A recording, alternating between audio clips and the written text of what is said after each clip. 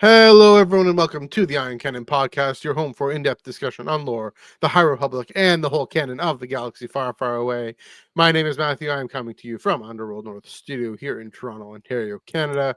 As always, I'm joined from across the continent by your friend and mine, Mr. Joel Davis. Joel, good to see you. How are you doing this week?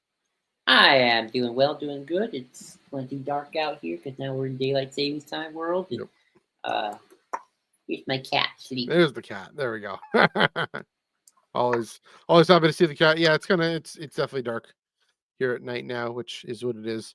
What can you do? What you can do is talk about Jedi. When we were introduced to them in the original Star Wars, they were surrounded by a legendary superhuman mystique. The prequels presented us with a wide range of Jedi characters, and the sequels recalled that as well. But either way, they remained somewhat foreign to modern, especially secular audiences. And even then, the Clone Wars, but especially the High Republic, may have sought to alter this perception. But the question remains: are the Jedi relatable to us? Also, legends. We'll dive into that as well. And we explore that question this week on the Canon Podcast. Let's get to some plugs out of the way, and then announcement just later, a little later on. A few announcements there, but the ones we know of, the ones you know of, Twitter, Instagram, Threads at Ion Canon Pod, EYEON CANONPOD. Yes, we're definitely still on Twitter for now. I'll get to that in a minute. We are proudly part of the Star Wars Underworld Podcast Network, and here on the YouTube channel, we have YouTube memberships and super chats. Also, the Underworld Discord server. It's still definitely going strong. You guys had a movie night the other night I saw, and then got more things, or get a games night or something, and more things on the go. What's going down in the Underworld Discord? This week we'll be having another movie night, and we're going to be watching the Lego Star Wars Holiday Special. There we go. It's timely. Yeah, I should mention happy belated Life Day, everybody. Yeah, Life Day was yesterday. Yeah, so it's a good time to watch. Yeah, the holiday special. Pretty good pushing forward with the sequel trilogy and in Lego. I'll get to Lego in a bit as well. First off, though, your Tractor Beam. Next up, Tractor Beam comics reviews. Got to plug that. This coming Wednesday, of course, comics are for Wednesdays. Wednesdays are for comics. Chris Abbott and I talking about the comics that came out that day and in Star Wars, and this Wednesday is Battle of Jakku Republic Under Siege #1 and High Republic Adventures #12. Gotta say, Insurgency Rising was spectacular. It went this 12 issue run off to a great it's more than a start now. And so Republic Under Siege just moving right along, coming out at such a fast clip. It's amazing. And so then, of course, High Republic Adventures #12, and a bit of a free comic book day news for a book that was announced this May. That's actually going to be pretty consequential. So give it a look, give it a check. All right, we got two big announcements. Sorry, I should mention when that is. That's this Wednesday at 9 p.m. Eastern, 6 p.m. Pacific on the Underworld YouTube and Underworld Twitch, Iron Cannon Twitch, wherever you get your podcasts. And then speaking of which, wherever you get your podcasts, where can you get your podcasts? Well, yes, YouTube, Twitch, and Twitch. Two big announcements. We are back on Spotify and Apple Podcasts. If you prefer to go audio only, we know that's still very much a beloved way of listening to podcasts, engaging podcasts. That is originally what podcasts were and are. And when when you say podcast, I think YouTube now, but for the most part, people, even when I listen to a podcast, it's still Spotify. And so, yes, look up for the Iron Cannon Podcast, not Iron Cannon. That's the old. I had to make a new Spotify thing for podcasters thing. So look up Iron Cannon Podcast, and you'll get starting at episode 135, I believe, 135, 136. So we did a bit of soft launch the last few weeks. Also, Tractor Beam is got its own feed. Check that out. Tractor Beam Comics Reviews. That's starting at I guess whatever number Chris and I are on. I can't quite remember. I think 100 and almost 91, 81, something like that. Well, more than that, probably 100, 112, 111, 112. So that just starts. So starting now, I'll think if I have time to go back. again, lots of our episodes, lots of Iron Canon episodes are on the other previous Spotify stream. I know it's kind of confusing. When I have time, I'll populate this current one um with all the back episodes and then delete the old one, or try to. So I believe it's also on Apple Podcasts. I think Spotify automatically chucks it out there. So yes, please do check it out if audio is more your speed. Also, I said Iron Cannon Twitter at Iron Cannon Pod on Twitter. Yes, we're also on Blue Sky. Joel, can you talk about Blue Sky? I'm not on Blue Sky yet personally. I'm going to change that. But you talk about Blue Sky. What's our Blue Sky handle? Blue Sky is at ioncanon, EYEONCANON .bsky.social. Okay, so just ioncanon.bsky.social. All right. Hopefully Greg doesn't mind over at Iron Cannon Pod. Okay, there we go. So that's that's a new era, new time. Social media. We have 56 followers already. We have 56 followers 2 days, and I'm not one of them because I'm not on Blue Sky yet. That's going to change. I will let you all know when that changes. But yeah, so please do check us out there. Of course, the Underworld network is on Blue Sky as well. Yeah, it's one of those things, this mass exodus that, because the person who owns the thing, making the world a worse place, and so on Twitter, I mean, and so we're jumping ship. Probably gonna stay on Twitter, but in addition, that's another thing. People don't talk about that. Just this is entirely a tangent. People don't talk about folks who double up and stay on both. We're not both siding things here, but more exposure is probably good. So that's the plan. That's the move. Anyway, I've been jabbering away, yammering away. Joel, how was Star Wars this week for you? I've been pretty good. This week I have been mulling over a question. Although I forgot what the exact that you asked me. Although I forgot the terminology of the question itself. I remember you were asking me. I forgot how you worded it. Maybe if you remember. Do sort of the parasocial relationship between books and movies in Star Wars. I think you were asking me do the books and comics in the 90s expanded the Star Wars fandom when the movies weren't around? I think that's what you asked me. Yeah, maybe something like that. And I don't remember, but okay. And I was probably asking this before. And I was thinking I had some time to mull it over for a while. Mm-hmm. And after thinking about it, I think I've come to the conclusion that the answer is probably not. Not that I can't say, not that, it's not impossible for somebody's first Star Wars to be a book or a comic. I'm sure that's happened. The world's a big place. Yeah. But I've always felt, and I still feel this way to this very day, books and comics are there for more the already initiated among us in the fandom. Sure, they can maybe bring in some new people. I'm not saying they can't. I don't have, this is not scientific proof. I don't have data. And obviously, again, I'm sure somebody has gotten into Star Wars with books and comics. But even they're marketed not really to new people. They're marketed as for the already initiated among us. What was the Thrawn trilogy marketed as? It's the continuing adventures of Luke, Han, and Leia, OT fans. You get some more Star Wars while George is doing other stuff.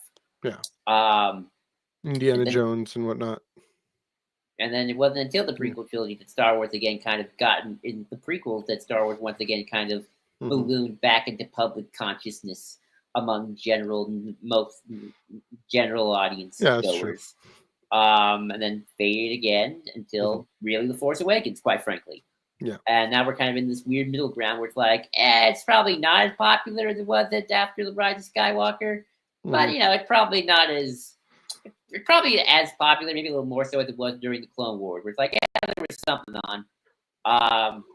But, I don't know, I'll take that back, man. The Grogu phenomenon lasted a year. Yeah, that's true. So I'll give the streaming show that. So, there's that. But Yeah, I think it's always been more of a downstream of you get like, let's say 100 people go see a Star Wars film, you get 3 that become a Star Wars fan, and then maybe you get like 2 that become the book readers. I think it's always Right. been more of a downstream thing, and then kind of the book and comics are Sure. there to satiate. Situate. Oh, satiate. Satiate. Thank you. Fill. Satisfy. Satiate those among us who wait for movies or something to come eventually one day. They'll be back one day. To quote Ray. I've never seen. I think they just kind of keep things buzzing. And active and us active for stuff. They don't really necessarily are bringing in new people, at least not en masse. I mean, again, I can't say 100%. That's probably not true. At least objectively speaking, I'm sure there's like they maybe bring in a few newcomers, but not in the same way as like the Phantom Menace did, Force Awakens did, Mando did, when it was sort of the big thing. So yeah, I think that's sort of my answer to that question. If you remember that question from I don't, but maybe I can. It's the kind of thing I might ask you. I don't know.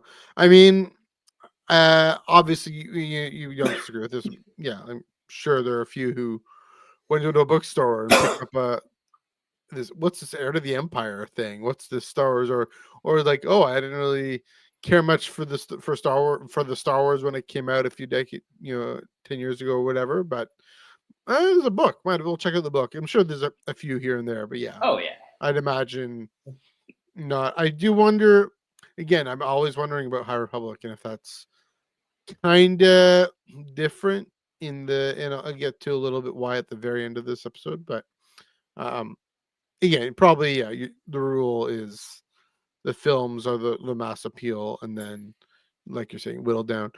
It kind of gets me going again about this thing we keep saying every week that have finally become fully convinced by, that Lucasfilm and Iger clearly see the films as the main cash pot, main money pot.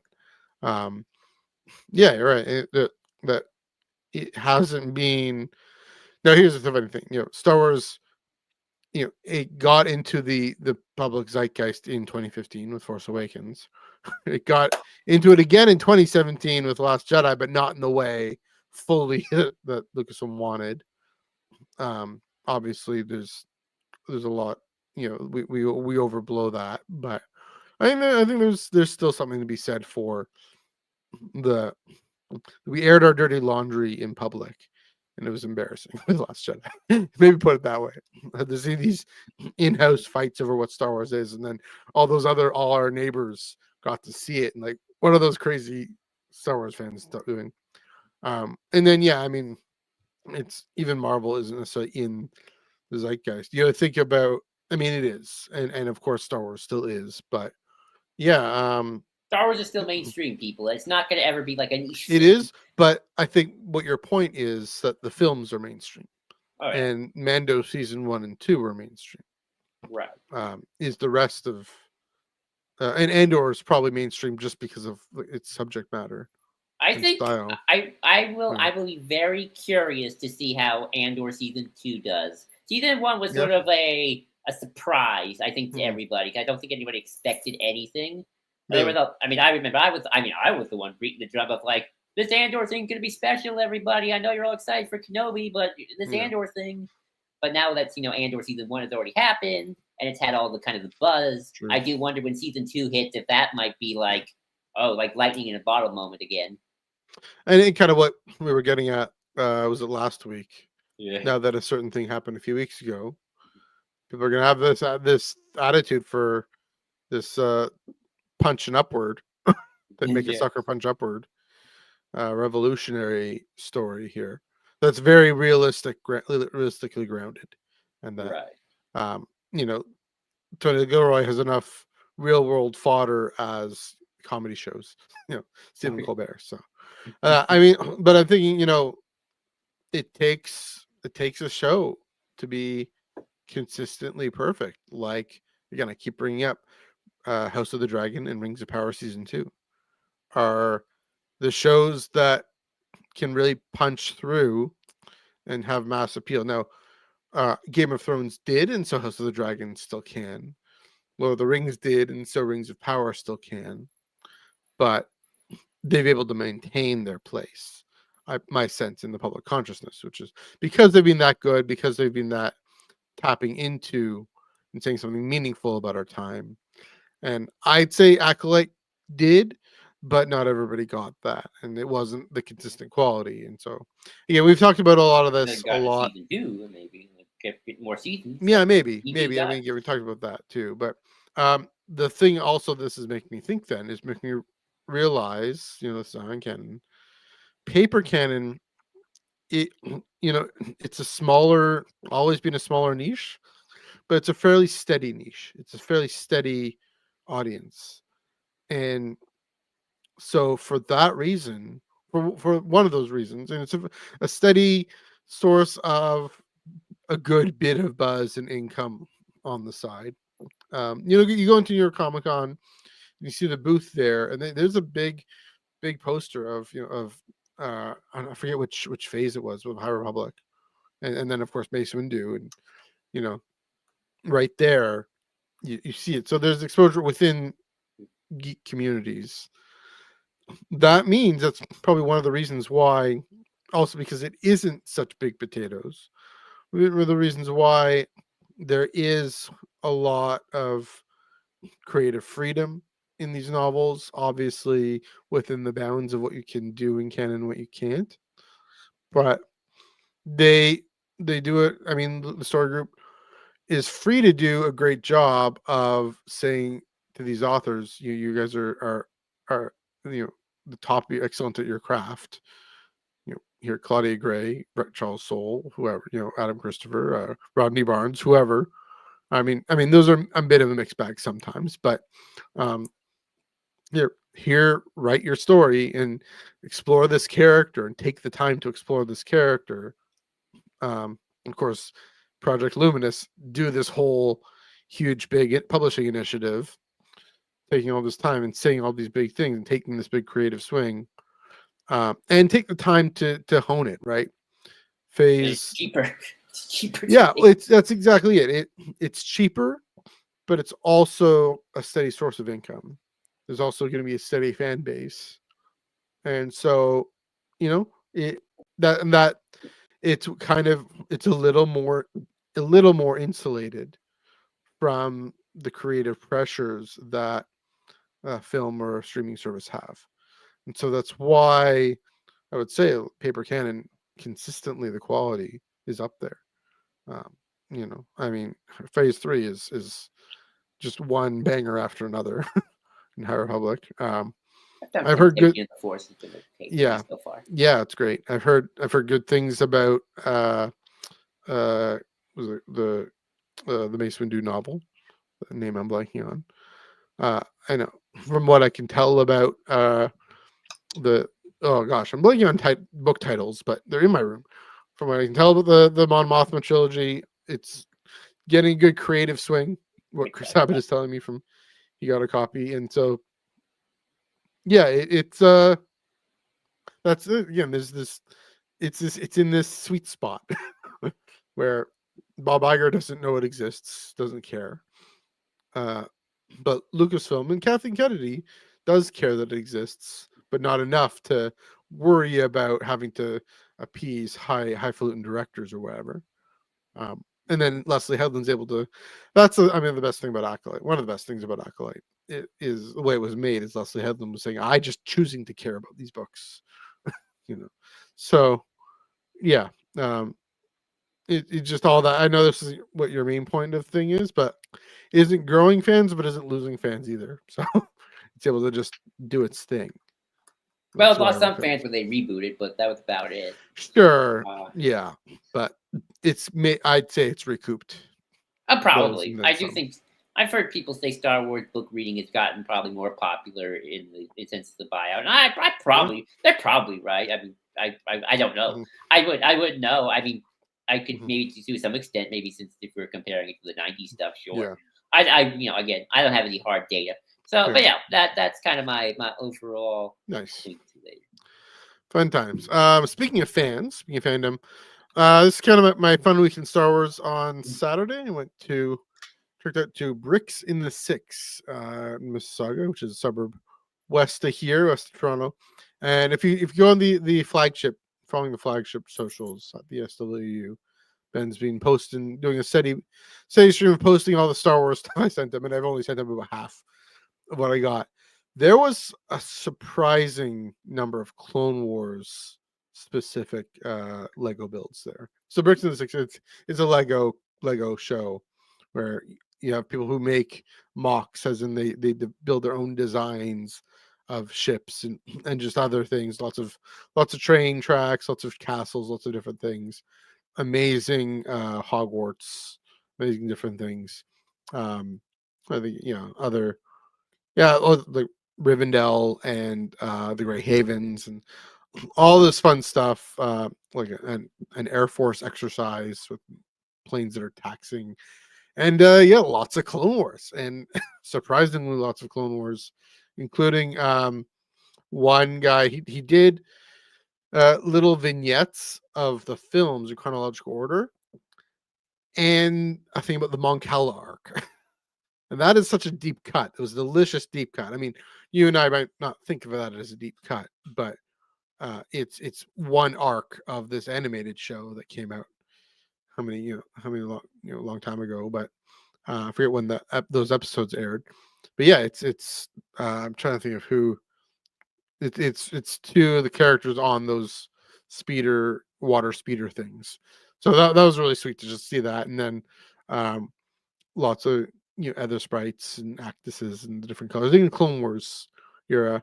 And oh my goodness, Twilight, a minifig scale Twilight, Anakin and Ahsoka's ship, that ugly gray thing. It's like this on screen doesn't matter. It was pretty huge. It was pretty massive. So check out different Republic gunships and the bigger lander thing and the walkers, and so incredibly creative, incredibly incredibly well thought out, almost obviously looking like Lego, because it's Lego, but that's part of the fun, is that it doesn't look, it's meant to be sort of screen accurate, it's meant to be Lego accurate, and really creative how to solve those problems of how to best make these designs into Lego. And obviously they're mocks, so usually they're doing them on their free time, not as their job, so almost better than the the business interests of the Lego Corporation. Now, of course, this also does feed the business interest of Lego. It says, hey, look what you can do with Lego if you care to and have the devotion to. They're never going to do a UCS set of the Twilight. Sorry, Ben, but just this guy did, and he did it minifig scale, so pretty spectacular. So keep your eye out on the flagship social media for all those photos that I took, and more to come. Yeah, there were original trilogy things. There was the trench run.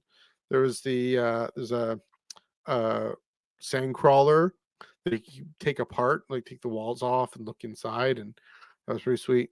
And a Porg cube. You get a Porg cube. It was a Porg that, well, first of all, it was the Porg, the set you can buy, but as if it were assimilated by the Borg. There you go. And then there's just like a black cube with Porgs in it, and the Enterprise being pulled in. So there's the only one Star Trek reference in that thing, but also a Star Wars reference. So yeah, really great, really creative. If you have a Lego convention in your area, usually not very expensive at all, a Lego show in your area, I do recommend you check it out. Going to be lots of Star Wars likely there. So there you go. I don't know, Joel, have you seen any of these photos, anything like that? No, I have not, but that's cool, especially the Twilight. That's a ship that doesn't get talked a lot about, so that's cool. Because it's ugly as hell.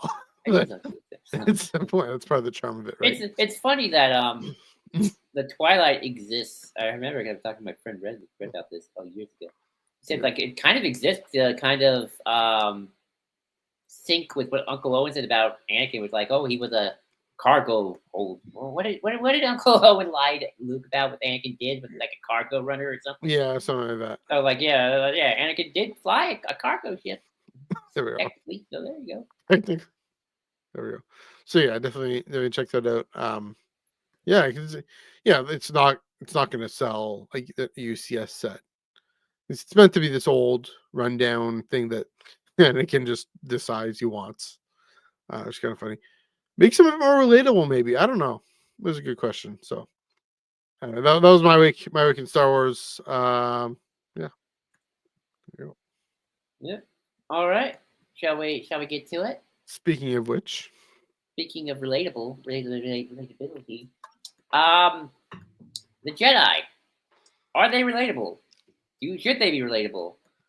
It's an interesting question, as you know, rumors abound of future Rey stories and future Jedi and whatnot, the direction of their order and all that good stuff among fan discourse. Should the Jedi be relatable? Well, that's a hard question. So, the thing about the Jedi is they are an order of guardian monks with magic. Already, he's not starting at a very relatable place. Right. Unless you're a monk and somehow have magic. Mm-hmm. I'm sure there are some out there. How do I want to start this? So, this conversation came to me based off an old tweet, which I didn't have, which I didn't collect for this podcast, that kind of had like a picture of Rogue One, Outlaws, Solo, and what was the third one? Mandalorian.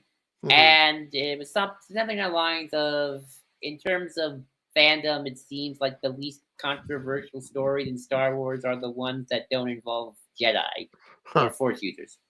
I don't actually agree with that because Solo is not popular enough to be controversial. And Outlaws did get controversial for both stupid reasons and a couple of game mechanic reasons, but I guess not from a story perspective. Although Rogue One and Mandalorian are definitely quite universally liked. At least the first two seasons. I know that seems like a null hypothesis to me. That seems like a non-falsifiable thing. Anyway, but it did kind of get me thinking.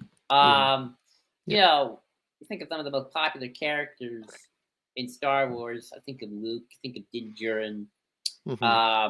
You know, the whole Han Solo was everyone's favorite growing up as a kid. I don't know if that was true. I wasn't there. I wasn't born in 1977. I was born in 1994. I grew up way after the fact. You know, they do start out in very relatable places.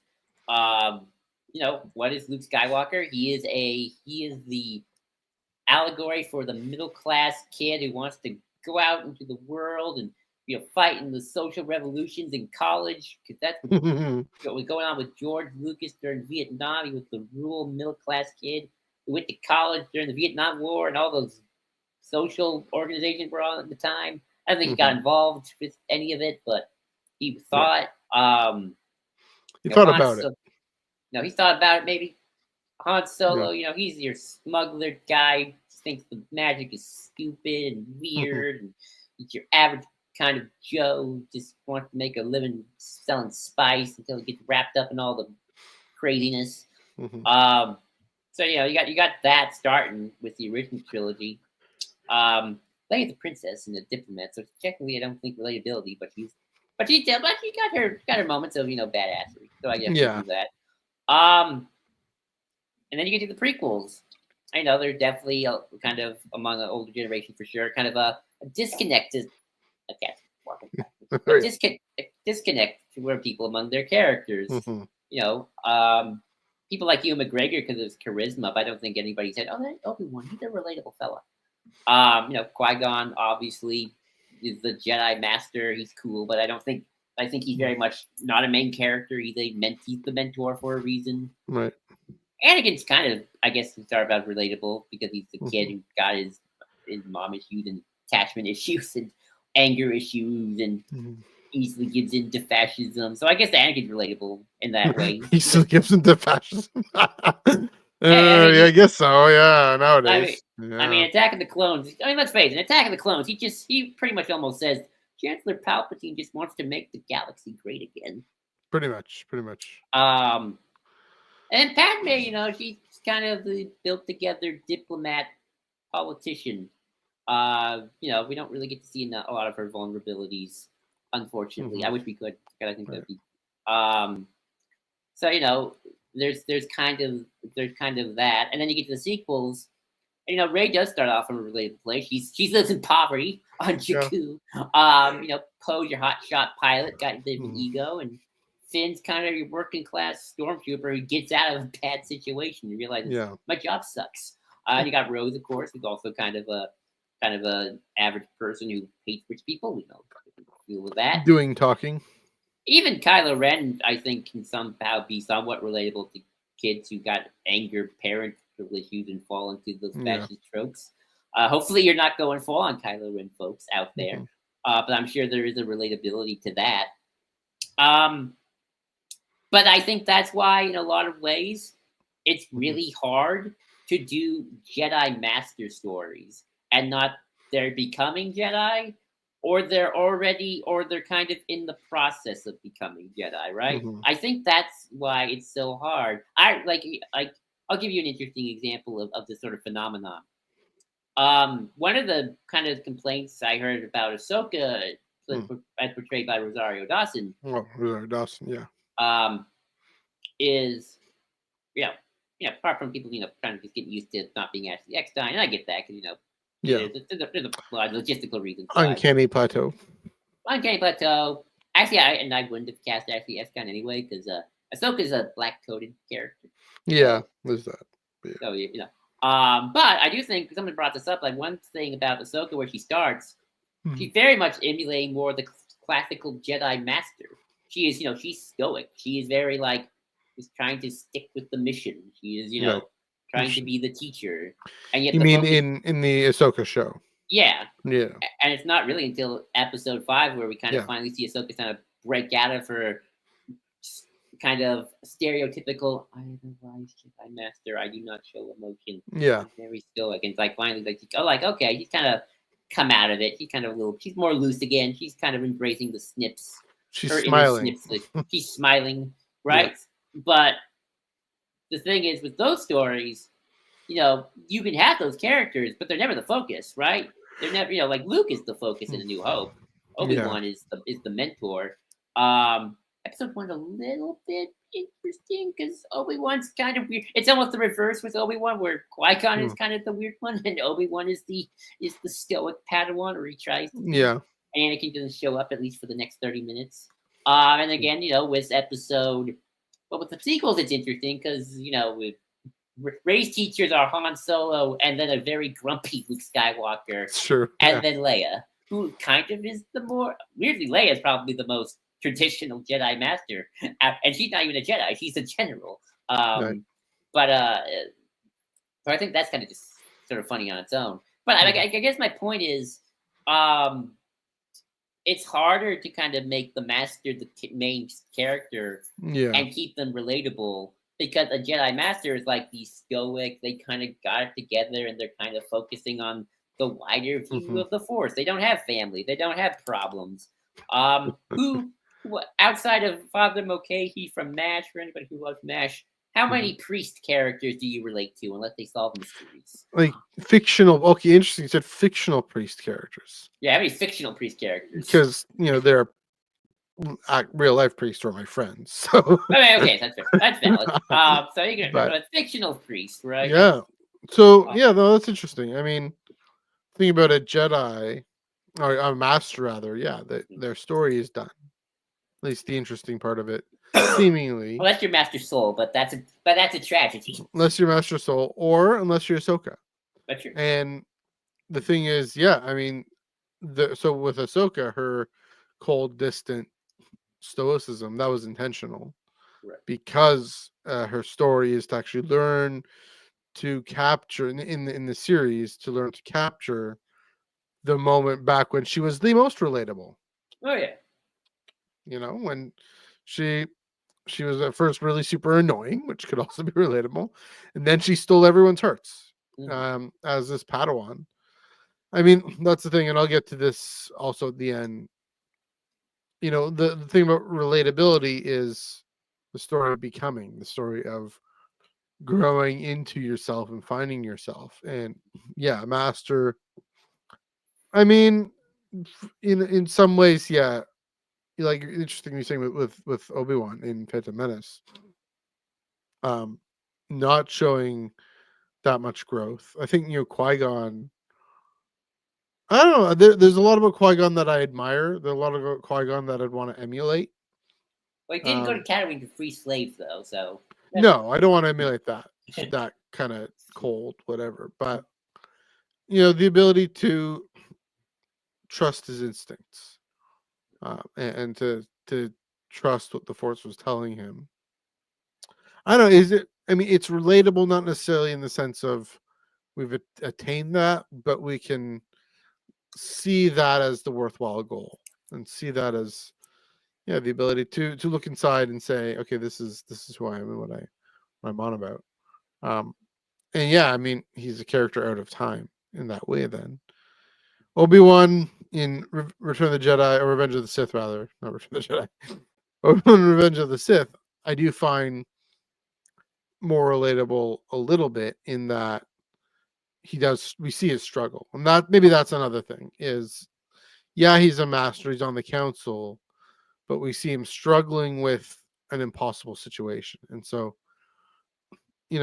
a situation of how to, to say when the foundations are crumbling, what does it mean to try and uphold what's best about those foundations, or do we have to let them go? And in the end, of course, he does have to let them go. And so, yeah, I mean, how many? I don't know. I think, a lot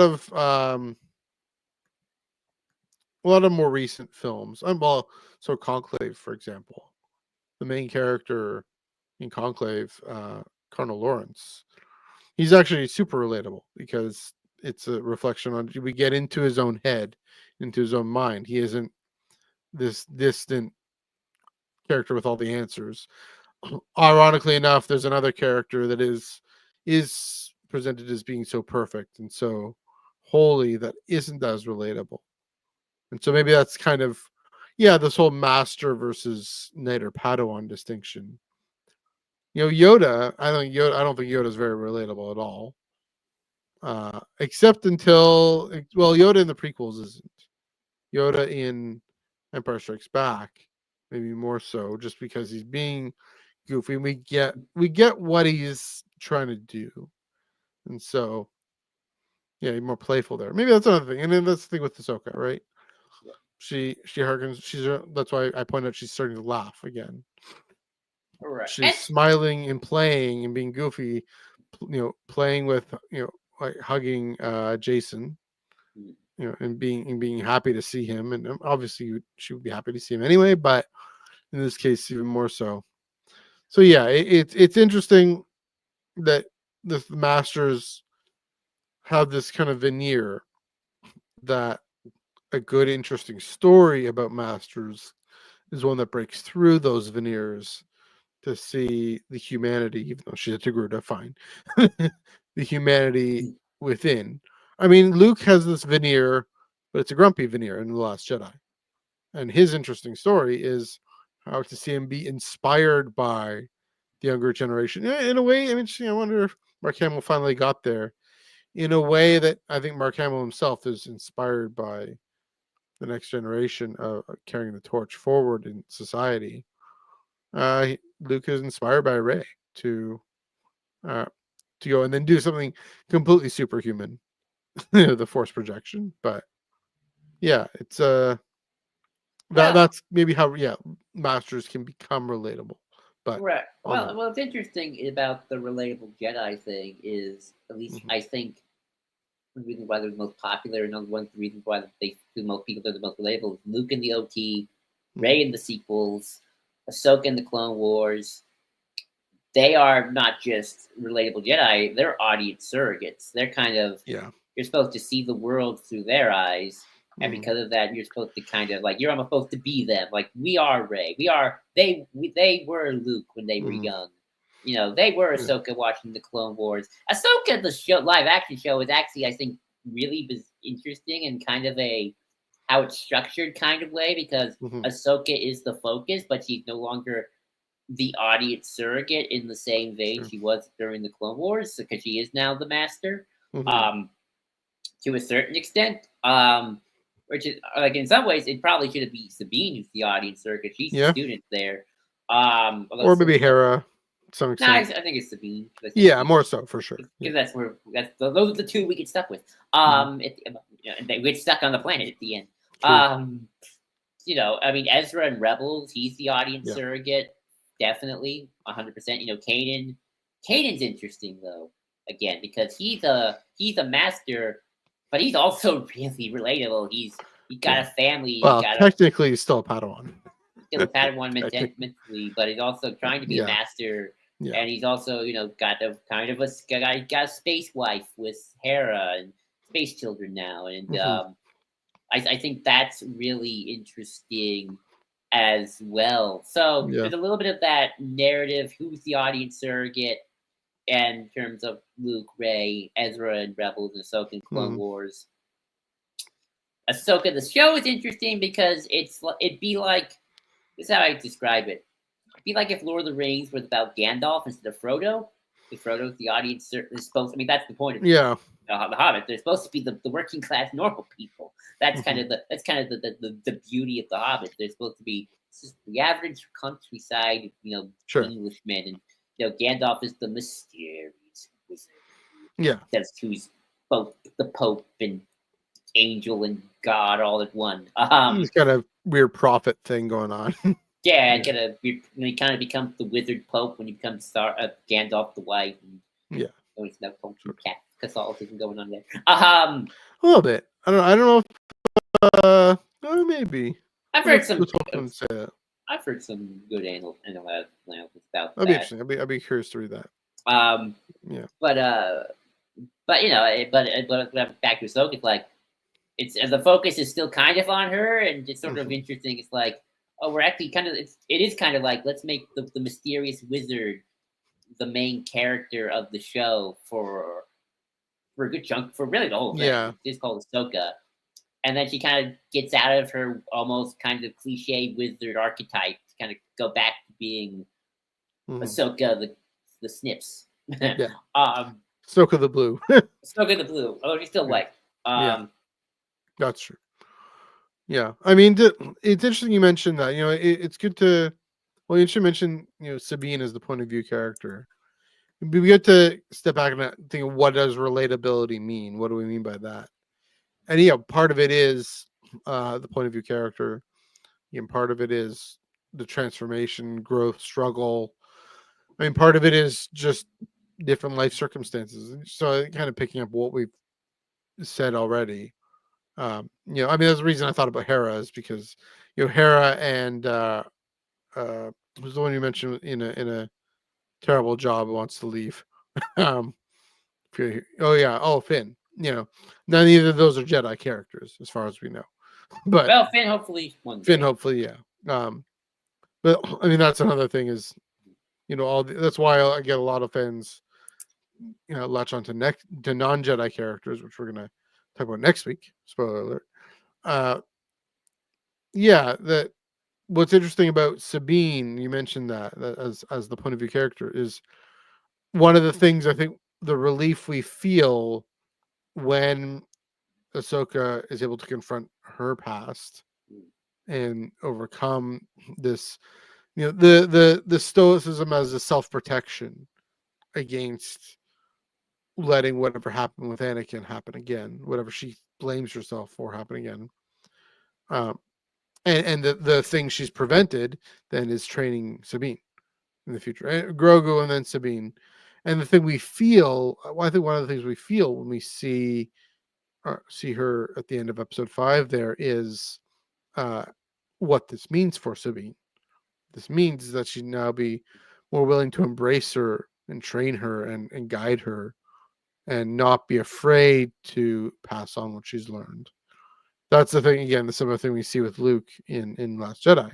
He's afraid to pass on what he's learned. I mean, that's part of the way the dark side winning is a struggle that I think we can maybe I mean, that's another thing. But relatability is at least understandability.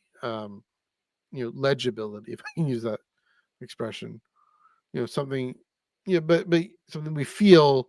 Maybe the story with Sabine, with Ahsoka, we feel it almost from Sabine's point of view, even if we're not thinking that. So, finally, she's more at ease, more relaxed.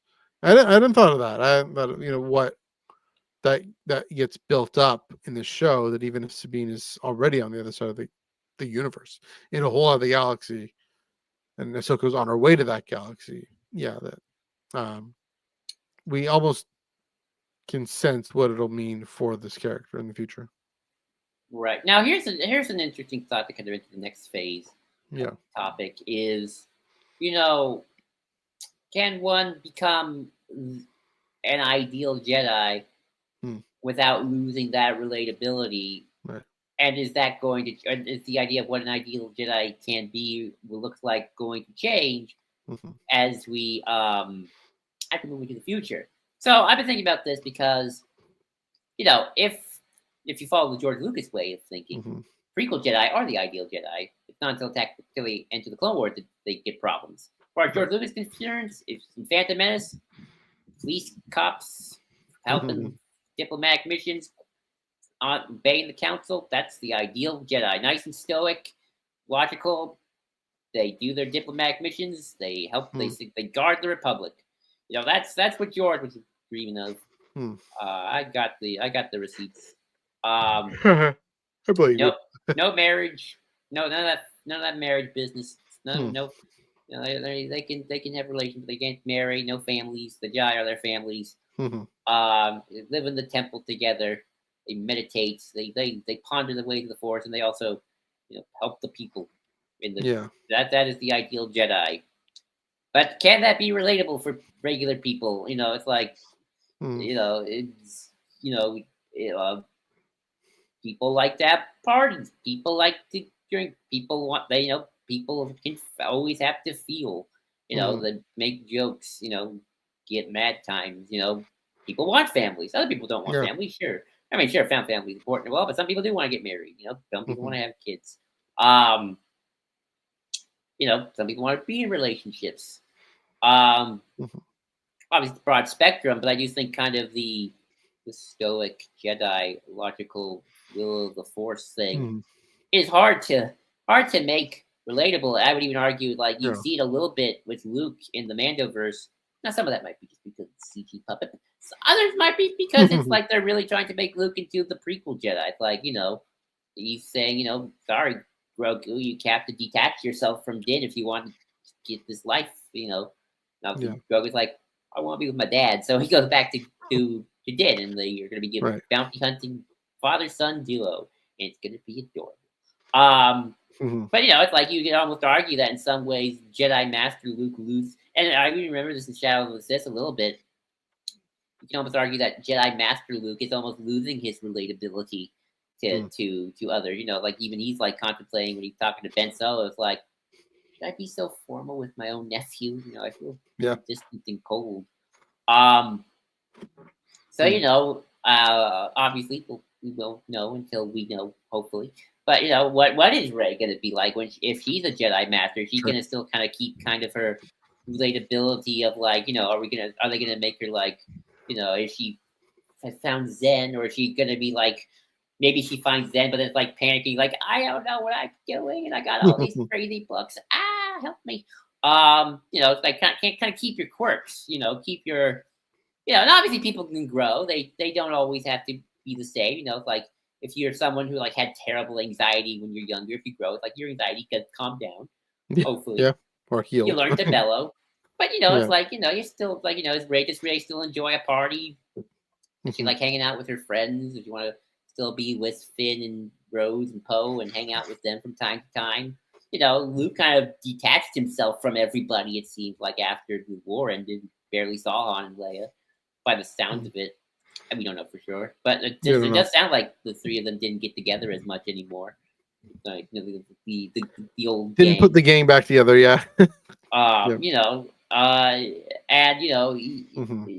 again, Ahsoka is trying to be more of your typical Jedi master, the old ideal, and definitely has to kind of lose that a little bit. Yeah. And you know, Caden kind of never be kind of is the. I mean, I think Caden is the Jedi ideal in a weird way that he Mm-hmm. ultimately makes the self-sacrifices, and he's detached enough to realize that Hera surviving to complete the mission is more important than whether or not we can raise a child together. Right. After some so that's definitely the ideal. So I guess it's all about how you implement the Jedi ideal without Or kind of how you turning, define it. without kind of, I mean, if you want to live a life as kind of the skill with logical monk, hey, that's fine. But it's Mm-hmm. sort of like, I do wonder if we'll kind of broaden the ideal of what the Jedi ideal can be without necessarily being a monk who lives in a temple with robes and kind of talks like this Mm-hmm. in monotone. So first off, a few things. Interesting that's. I mean, I guess that's what George's definition was of the Jedi ideal was. But to my mind, the Jedi ideal is Qui-Gon, who, you know, is clear with his feelings and emotions. It's just he's able to integrate them. And maybe that's the thing. And talk about again, he's a character outside of time, in that the ideal can change over time. It really does. And that's true in our society. The ideal, the other person now is younger and is fitter and maybe is single, or at least free and free to go about to and fro and do what they want to and fro. Who says that? Who talks like that, Matthew? Um, you know, the slick business leader. You know, that's the ideal that we uphold. This person here, you can't see her. Um, and yet, here's the thing: is we're in an interesting time where relatability is the ideal, and I'll get to why in a second, because one of the difficulties I think with Jedi is that they're called to be leaders. They're not called. They as in the stories they are leaders. They're leaders in the Clone Wars. The High Council are the leaders of the Jedi. They're involved in politics. They go to meet with the Chancellor. They got him on speed dial. Um, and then that's not just in the prequels, but uh, they have Padawans and they go on missions and they're kind of directing. Even a joint operation, they're still directing the military leaders as well. But even investigations and things, they take charge. They have a lot of answers. Even Padawans have a lot more skills. And the issue there is we're in an interesting time where the authority of a leader is, I mean, this could be a negative version of this. The authority of the leader isn't just really dependent on their smarts or their skills. It's dependent on their relatability, their authenticity. And so that's why maybe Jedi are weird, because, or maybe that partly might be the point of the prequels, is speaking to our time, even if it was a few decades ago. Already there was the sense of, we're going to trust the leader if they talk like us and if they sound like us, if they say that they care about us. And guess who was the best at that in the galaxy? It was a guy named Sheev. Was fantastic at saying what you want to hear and what'll keep you safe. And gotta, I'm not going to do the voice here, but saying, under the Biden administration, crime went up, but I'm going to come in and gonna take care of it all for you. Don't worry. You And take care of it all. Take care of it all. I got the yeah, best robes. Got the zippity zappities. yeah, and I was actually watching, getting into the real world thing here. Uh, so Alexandria Ocasio-Cortez, who's also, I think, incredibly relatable and makes a point of saying Oh, how I love her. she was, she literally a few years ago was, She uses those powers for good. was working in as a as a server in a restaurant. She was pointing out that that Harris was making a lot of kind of more abstract, complicated arguments, and that Trump was saying, "I'm going to fight for you, and I'm on your side." And whether or not that's true, clearly enough folks accepted and believed that and thought that that was the authentic choice. Now, it remains to be seen how long that lasts, but it's a case in point that you can abuse that power, like you said, use that power wisely for Ocasio-Cortez. She was able to do that. But that's what's interesting is, again, talking about outside of time, authenticity, relatability as the source of authority is relatively recent. And I mean, by recent, I mean the grand scheme of things here. I'm going to bring this guy up here. In previous centuries, it was your skills, it was your credentials, to get a master's degree. I mean, it's quite theology time yet. I'll get there in a second. It was, to get a master's degree, and that would go a long way to making sure you're trusted. We have doctors and we have lawyers. We have these folks who are accredited. That was a source of authority, and now we think, who did they have to mistreat in order to climb the corporate ladder? We trusted corporate types. We trusted business types. Be fair, was it ever that way, or were we just no?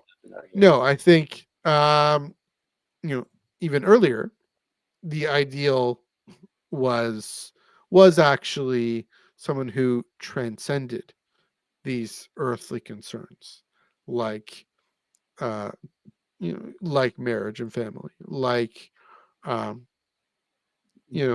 having to figure out for yourself where you're going to get food, even to say needing food and not being able to go hungry, in case you need to, it's better to serve the poor and go hungry yourself. And that they turned that into an act of prayer, and they would step outside of society and take the time to pray and read and study and contemplate and develop their sense of character, so much so that they just take the time to do that they wouldn't have had otherwise if they had families, if they had a career, and doing whatever it is in society. And so that's the fascinating thing, is this is the space monk angle here, is that one of the things about Qui-Gon is that he has this elevated sense, insofar maybe he isn't relatable, I don't know, but then again, the idea of the stoic, distant Jedi, that was a source of authority. And so that's the transition I'm trying to get at, is as a society, as a culture, I'm not saying this is a bad thing, really not, but as a culture, we've gone, and a civilization really, we've gone from non-relatability as the source of authority to relatability as the source of authority. And so the way Jedi stories are told, I think, it demonstrates that change. The reason what George is tapping into in A New Hope, when Obi-Wan in the hut is talking about the Force and talking about the Jedi, this mystique, and this mystique had power, and it still can, but we were less inclined to trust it. We're now more, and I'm not saying that's bad or good. Maybe this is something we've lost a little bit, in that people who there's something to be said for taking the time away from the concerns of the world, taking them away from the concerns of the world to be able to speak to it meaningfully. There's also something to be said for taking the time to be part of the concerns of the world, like Star Wars, like Taylor Swift, like everything she sings about is, I don't know, Luis, if you're referring to my Taylor Swift banner here or everything else, but thanks for chiming in. the way she's able to speak to everyday relatable experiences for so many millions of people is why she has such authority and power in our society. And so, that's the thing is, and maybe this is a bit of, maybe I don't know if this is a tangent, me hitting the hour mark, I tend to go on a little bit of a thing on cue that yeah, that maybe the way Jedi stories are going to be told in the future might have something to do with the fact that authority derives from authenticity and relatability, that I've been in this with you, I can lead you through it. I mean, it's almost to say why Leia, even though we get such small glimpses of Leia training Rey, that seems so meaningful, is because we've seen Leia's story. Maybe, I mean, that's the thing with how why the sequels work and where they work well, is that we've seen Luke's story, and so we're seeing, at the end, how he's able to move powerfully and show up on the on Crate. Even again, the small moments with Leia, we've seen her story. That's the thing. Pass on what you've learned. I mean, this is the case in point. This is it right here. Is in previous generations, I think we would have said, Yoda would have said, pass on mastery, pass on technique, and pass on pursuit of the ideal and the ascent. I mean, maybe it would have been okay. It would have been a secondary point, a subjunctive point, or whatever. Failure, pass on failure to learn the lessons. But now in 2017, which may have been why it pissed so many people off, in 2024, the line "the greatest teacher failure is," that's the most relatable thing Yoda ever says. Right. It becomes very true to him if you keep reading the High Republic books. Yeah. Well, he's thinking about the Clone Wars and the Rise of the Empire, but yeah. Oh yeah, but we in our heads can imagine he's also thinking about maybe what I did to Nameless. Bad call. I'm trying to think of what you're referring to specifically, but I'm just joking. I'm just thinking about I think we can headcanon it that we can Yoda's had a lot of failure. Could we have handled that differently? Could we have handled the Path of the Open Hand differently? Maybe he's specifically thinking about the Clone Wars and the Rise of the Empire.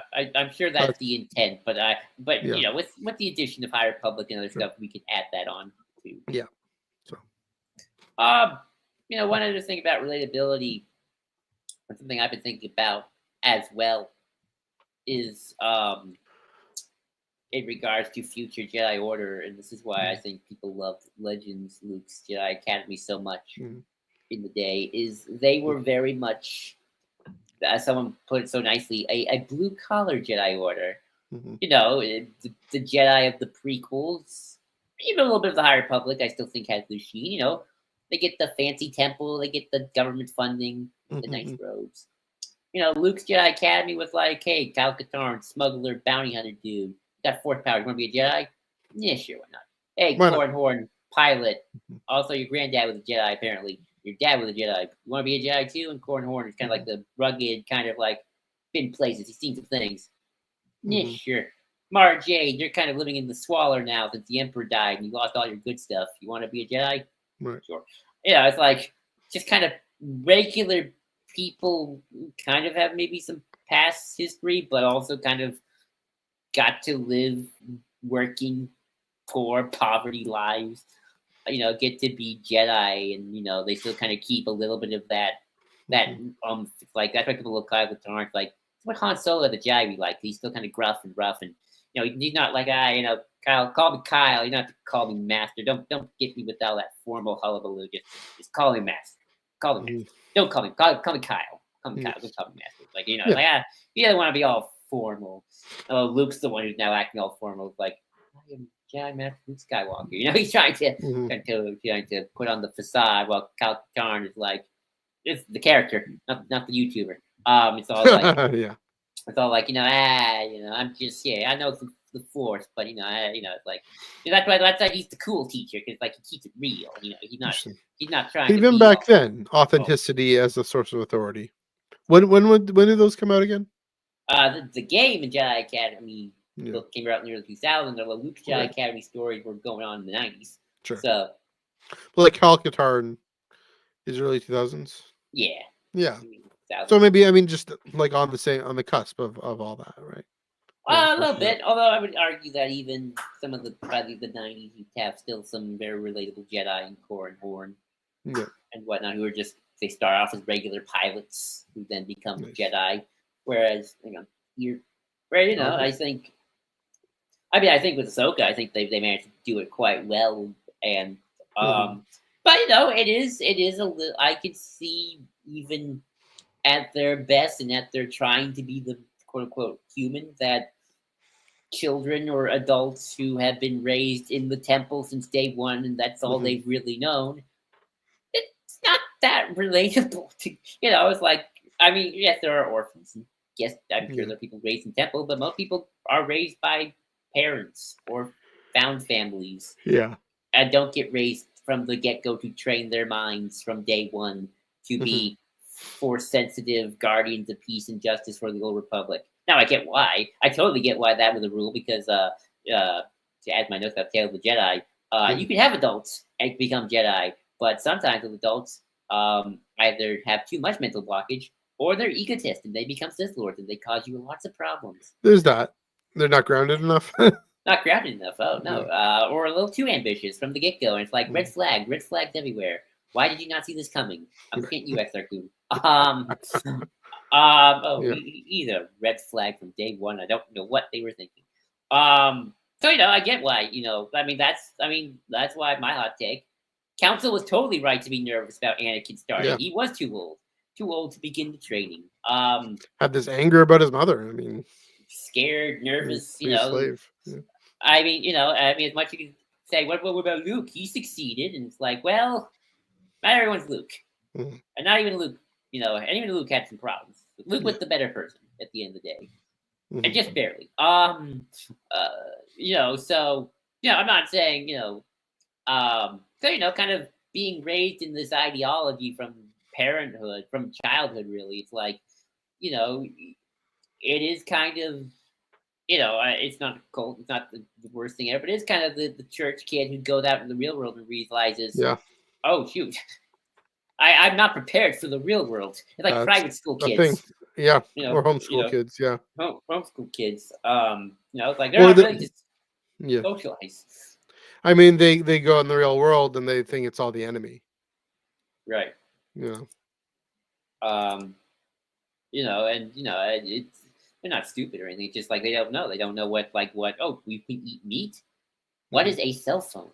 If some more extreme. For extreme measures, sure. The Jedi are not that bad, thankfully. I don't think they ever make the Jedi that bad.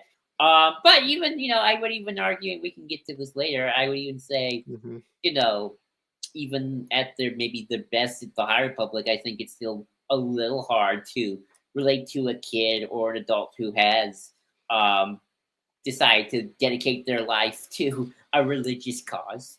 Right, and that's an interesting question. KOTOR doesn't really get into it that much in my notes. I mean, you had a more orderly Jedi, but it was war, so everything was kind of in chaos. But they got to go back to more screen stuff for a hot second. I think this is why people latch on to Cal and Kanan. Yeah, they grew up in the temple, they were Padawans, but then that got cut short really quick. So they had to learn the real world and survive and become kind of like, just deal with, kind of like, they had to get rid of the certain rules and techniques to a certain extent. Luke, obviously, he was a bit of a sheltered kid, but he had a life on Tatooine that was fairly normal. Leia's an odd one because she's a princess, but she's also got like the best parents in the whole wide world who are always trying to impose on her. Hey, we might be rich, but that's a privilege that comes with responsibilities and duties, and the whole wide world while it lasts. Yes, remember Alderaan. And also Leia is also kind of interesting because she never she can be regal and stuff, but she's also like. Where to get on the ground and get muddied and join in with the gang. And then of course Rey, she lived on a the most rugged desert world Sure. that didn't break her.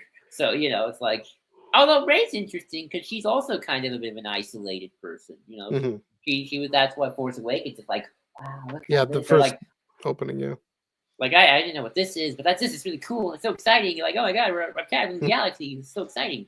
So she's honestly got a bit of that isolationist, but that's less about being religious and more just I've been stuck on this desert planet, just trying True. to survive.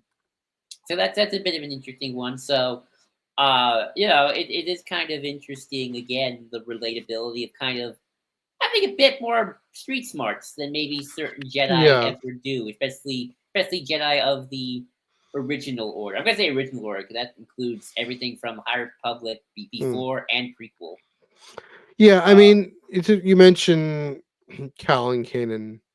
And I find that, I mean, it's one of my favorite questions is, the order's gone after Order 66. What do you do? How do Right. we be? What do we have to keep hold of? What do we have to let go of? Both Kanan and Cal end up sucking face with some Mhm. with some folks. I mean, we first see Kanan in canon. Uh, he's he's kind of half drunk minor hitting on whoever, hitting on Hera, and then takes a decade for him to be able to actually be worthy of her. But yeah, that question I find that incredibly relatable. What does it mean to commit to a religion, a religious system, real beliefs, actually really believe this stuff when so few people do now, or a lot less, when no longer having the influences in society, no longer I have to bring this thing up because I'm saying, well, I'm doing this thing now. you know I'm gonna try and not to say too much inside baseball that nobody has heard of, or very few people have heard of. It's a whole new situation, and it's one that over the last 50, 60, 70 years Christians have really struggled with. And that's, I mean, that's the thing is, how do I commit to this when it's getting so weaponized elsewhere? um, how do I actually continue to be what I genuinely believe, and what my friends can accept as uh, uh, a very relatable force for good in society, when so many of my fellow religionists, or whatever you want to call them, I would say are you know kind of trying to establish a white American theocracy, and that's where people's minds go, or the abuse crisis, or all these other things, or the residential schools, or what does it mean to be part of an institution that actually built residential schools and contributed to them? What do we do now? And uh, what does it mean for us to be in a more vulnerable position and situation? Not to say, I mean, it's tricky because I don't want to say secularism is the empire, but to say Especially when that, it's ruled by a Sith Lord. right, yeah, He's it's got his own religion. He's got his own. I mean, there is a more, I could see a more almost conservative argument to say, that we did an episode maybe a year and a half ago or whenever about how the empire is this incredibly technocratic secular state, and it's illegal to, there are these sort of weird parallels about, say in the Soviet Union, for example, where it was also illegal or heavily controlled, or China. But I mean, that's not the parallel here in North America. That's just not where we're at. um but there's suspicion, and that's the thing, there's suspicion. It's earned suspicion because uh again, faith has become so weaponized.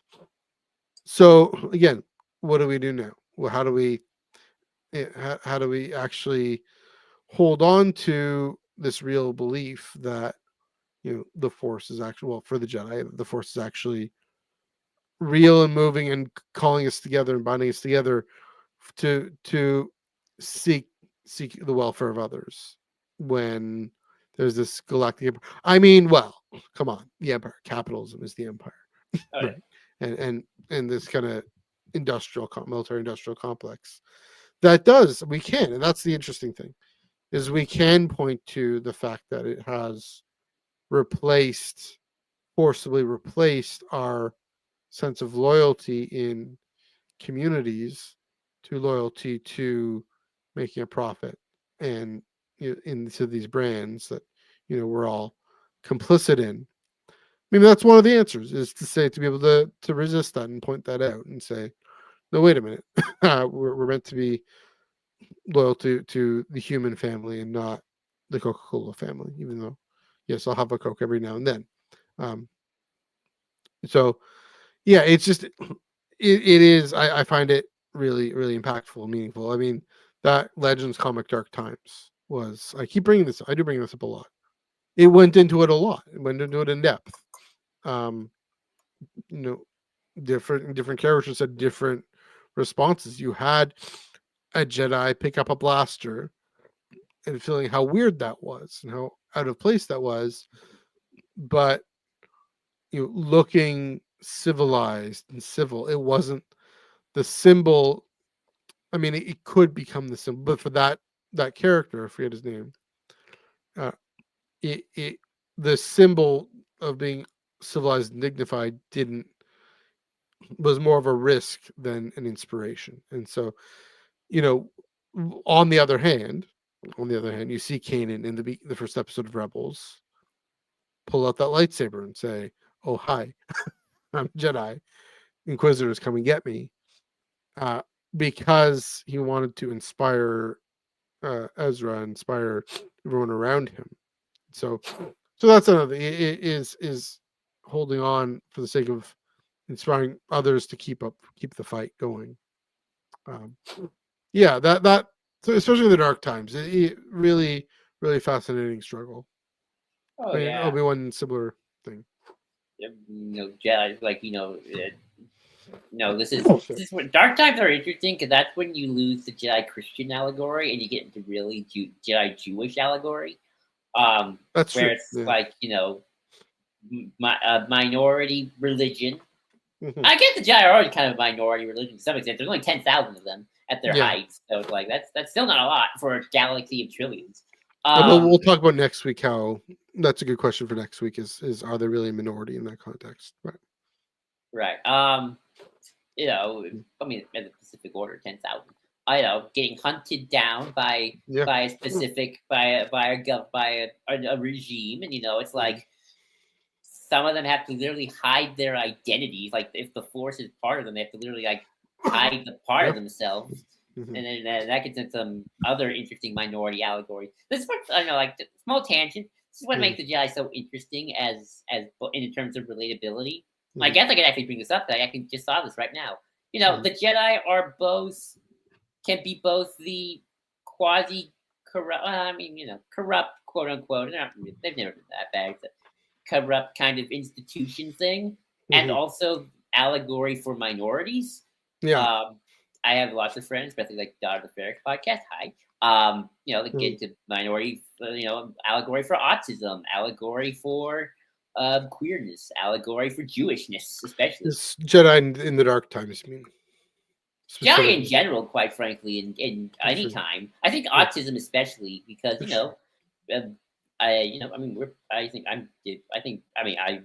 know lots of people who are on the spectrum, and in some ways, there is something about force sensitivity and the way that a Jedi mind works that can have allegorical relationship to folks with autism.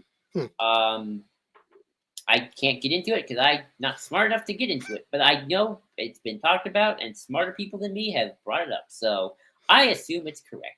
And then obviously the Jewish allegory with the dark times, of course, the exile, right, and hiding the part of their identity, not just their religion, but like their force powers, their force power, and back to the queer allegory, having to literally hide in the closet because of fear of persecution. Something both be dealt with today and even worse back in the old days. And could get worse again. Let's hope so not, let's hope not. I mean, not just queer, just LGBTQ plus in general. The whole thing.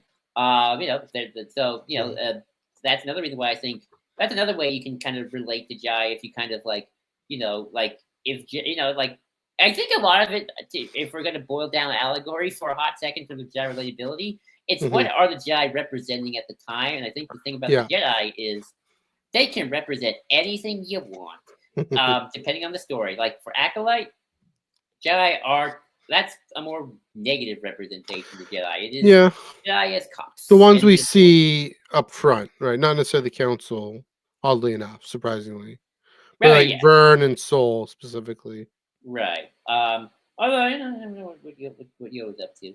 And then I think you can make an argument for High Republic. It is a bit. I'll get to that in a hot second. We'll get to your thing because you're going to bring it up. But it is kind of allegory for LGBTQ plusness or autism. No, and then Dark Times again. Jewish allegory, lots of that. Especially lots of that, or for sensitivity in general, but especially if you're a Jedi. Maybe even a little bit in the post-Endor stuff, although I'm not really seeing what the Jedi represent there.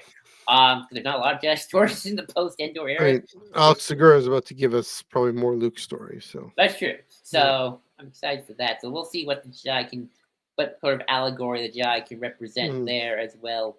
But you mean like under the Nazi regime specifically? I mean, Jewish under the Nazi regime. I mean, Jewishism in Europe in general was very for centuries, depending on where you lived, but especially under the Nazi regime, especially. Well, the Holocaust is just the culmination of centuries, right? Okay. So I think that gets into another factor of relatability, which I'm thinking about right now. Like, I haven't read him. Although I'm going to hopefully start Here's the Nameless soon. But part of me would not be surprised. Although again, I haven't read him, so I haven't got into it. That who's your favorite? What's his name? Reese. Would not be surprised if intentionally or not, there's some autism allegory with Reese Silas. I haven't really read the character enough to see if they're going for it, but shut in, learned guy rather read books, maybe not socially the most adept. That's that. I know people like that. And then I'm not saying autism people. People with autism are nice people. I mean, I got some too. So so if anything, it's one who Reese has learned to socialize. Socialize, I'm not saying overcome his autism because everyone embraces that part of it for sure. But maybe overcome maybe more negative traits of just his life and stuff. So I think that I think when you make it more about that and less about Reese Silas is a kid who grew up as a baby to become a Jedi. That also is also a thing. But also go back to the autism thing for a hot second. I just remembered this. Another reason why the Jedi can represent that is, you got people with certain mental skills, and I'm going to say mental skills on this one, and they kind of need a place to go, in a good way. They need to learn. They learn certain. They have to learn a certain way that others can't learn. Right. That's why we have special ed classes. Although that's not the best because American education sucks. But right. In the ideal world, alternative ways of teaching, Montessori, things like that. That is kind of the Jedi way. Like these kids, especially these kids, they do need to learn differently from everybody else because they're special. So to speak, and they need that community. They need other people like them. Neurodivergent people kind of coming together. That's kind of one allegory the Jedi Order can sometimes play into, and other authors have played into as well, outside of just the religious aspect. Other podcasts have talked about this angle a lot better than I am right now, so keep that in mind, people.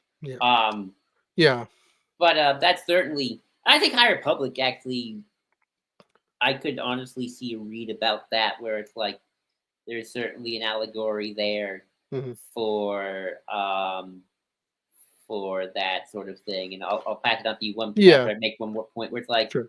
I do think, to go back to the priest thing one more time, the High Republic is when the Hmm. Jedi were trying to be on the streets as best as they could. Hmm. And I always think about this one movie. Have you ever seen the movie The Two Popes? Yes. Um, I have I some opinions about that one, but anyway, go ahead. I think about this one scene where I Hmm. don't, Pope Francis is going to a soccer game Hmm. and he's in the bar with the locals where when Pope Benedict's like, eating the big fancy cat. This is, I mean, like Cardinal Bergoglio was probably, Yeah, I'm gonna call him Pope Francis. yeah, sure. That's how everybody knows him now these days. But and I Yeah. kind of think of like Cardinal Bergoglio, Pope Francis, like more of a High Republic Jedi. Oh Interesting. boy, where it's sort of like he's or like where like they're Jedi when they're still okay with going to bars and hanging out. And they like Yeah. their soccer, their football, and you're cheering along with the others. Like I can imagine Jedi of those times. Hmm. It's not they're not just hanging out in the temple doing their thing, getting calls Yeah. from the chancellors. Like no, they're going along. It's like I can imagine a Jedi master like who likes the sports on this planet they're part of and their outpost, like cheering along, going, "Yeah, we won! It's a Yeah. big game!" And knowing the people, and because of that, kind of not losing the touch of just being a regular person, even if they're also a Jedi. So they can True. both have those skills of leadership, but also like, oh yeah, I'm a regular person too. I know what the common. I know what it's like to do regular stuff. Hmm. Compared to like I can see prequel Jedi having the same problem with local politicians Oh, who yeah. have gotten so out of touch that they forget they don't know what it's like to buy groceries. I always think of this George H.W. Bush Oh, scene of yeah. like he had no idea what a grocery store was like, and it's Right. like that's relatability gone Yeah. to heck for you. So Yeah. um, I can definitely see, High Republic Jedi probably know how to do a grocery store. And I think of the young Jedi adventures that's like, they're Yeah. kids. They partake in the festivals. They help out their friends. They like to eat at the local restaurant, Hmm. fruit vendor place. They're kind of, they go Jedi school, but they also hang out with normal kids, like their little pilot friend. Hmm. So yeah, so I'll pass it on to you because now we talked Yeah. so much about screen stuff. Let's talk about High Republic paper I mean, here. that's already starting to get into High Republic, right? I mean, we have Right. Indara at the very end of the very beginning of the Acolyte, at the end of the High Republic. Mhm. It was up, you know, hanging out at the noodle place, and that harkens back to a little bit to Edge of Balance, where there's this Padawan who likes to go to this noodle cart on this planet. Whereas in the Living Force, Qui-Gon has to go in front of the council and says, "Have any of you guys been out and seeing what's happening in the slice here with these smugglers? Have you guys been out anywhere? Maybe you should just go check out. Go check out what's happening. Okay, we'll go to Quen and we'll actually see." And yeah, the fact that that's so extraordinary, whereas with Andara and even before, sorry, with all these characters, it wasn't before. Oddly enough, this is interesting. I think about priests and I think about what marks the holiness of a monk. The holiness actually meaning separate, set apart of a monk is what they wear and what their dress. And it's interesting how in the era where Jedi are known, at least in the temple, for wearing these white and gold, brilliant vestments here, these robes. They're also it's this most concentrated amount of relatability. Oddly enough, because maybe the robes aren't a problem, aren't necessarily an obstacle.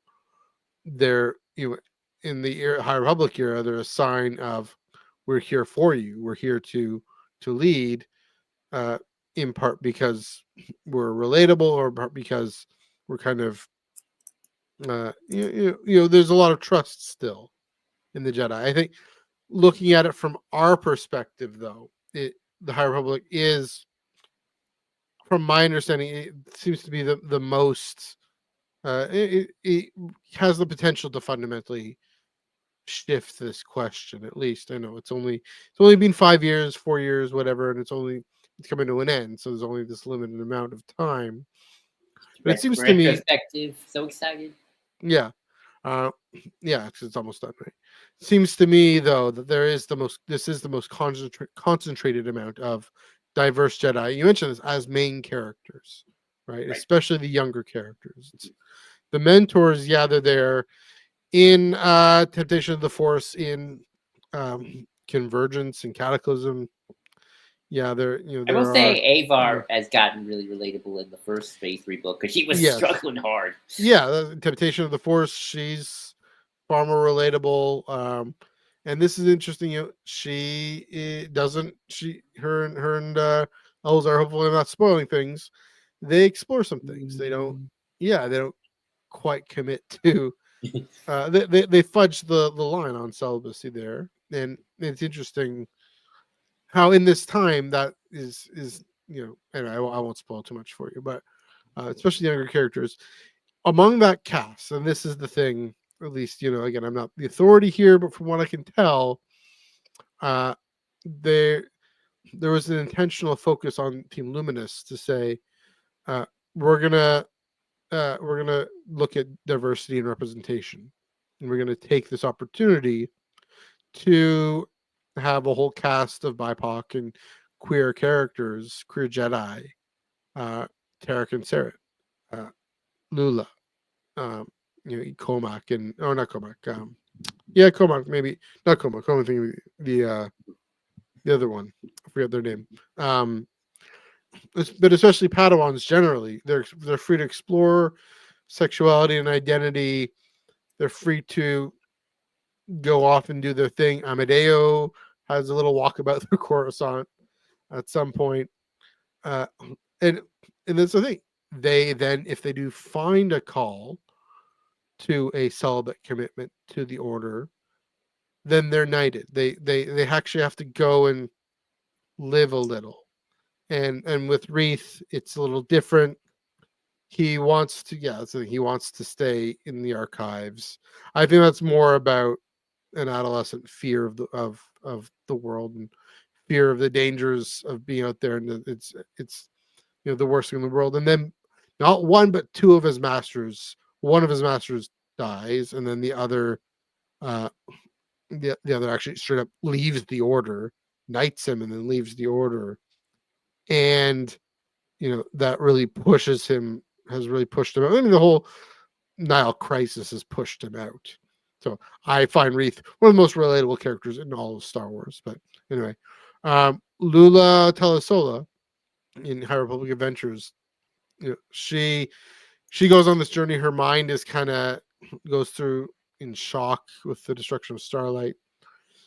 She ends up leaving the order to be with Zine, and that's celebrated. That's not necessarily this big tragedy. She's a Padawan, so it's a little different than if a master does it. Looking at you, Keeve.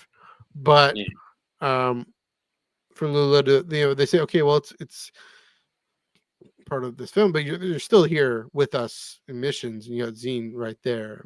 I mean the other Padawans are happy for her. And there are other facets. It's not alongside race and gender. There's this overall emphasis, and this is kind of what I'm getting at.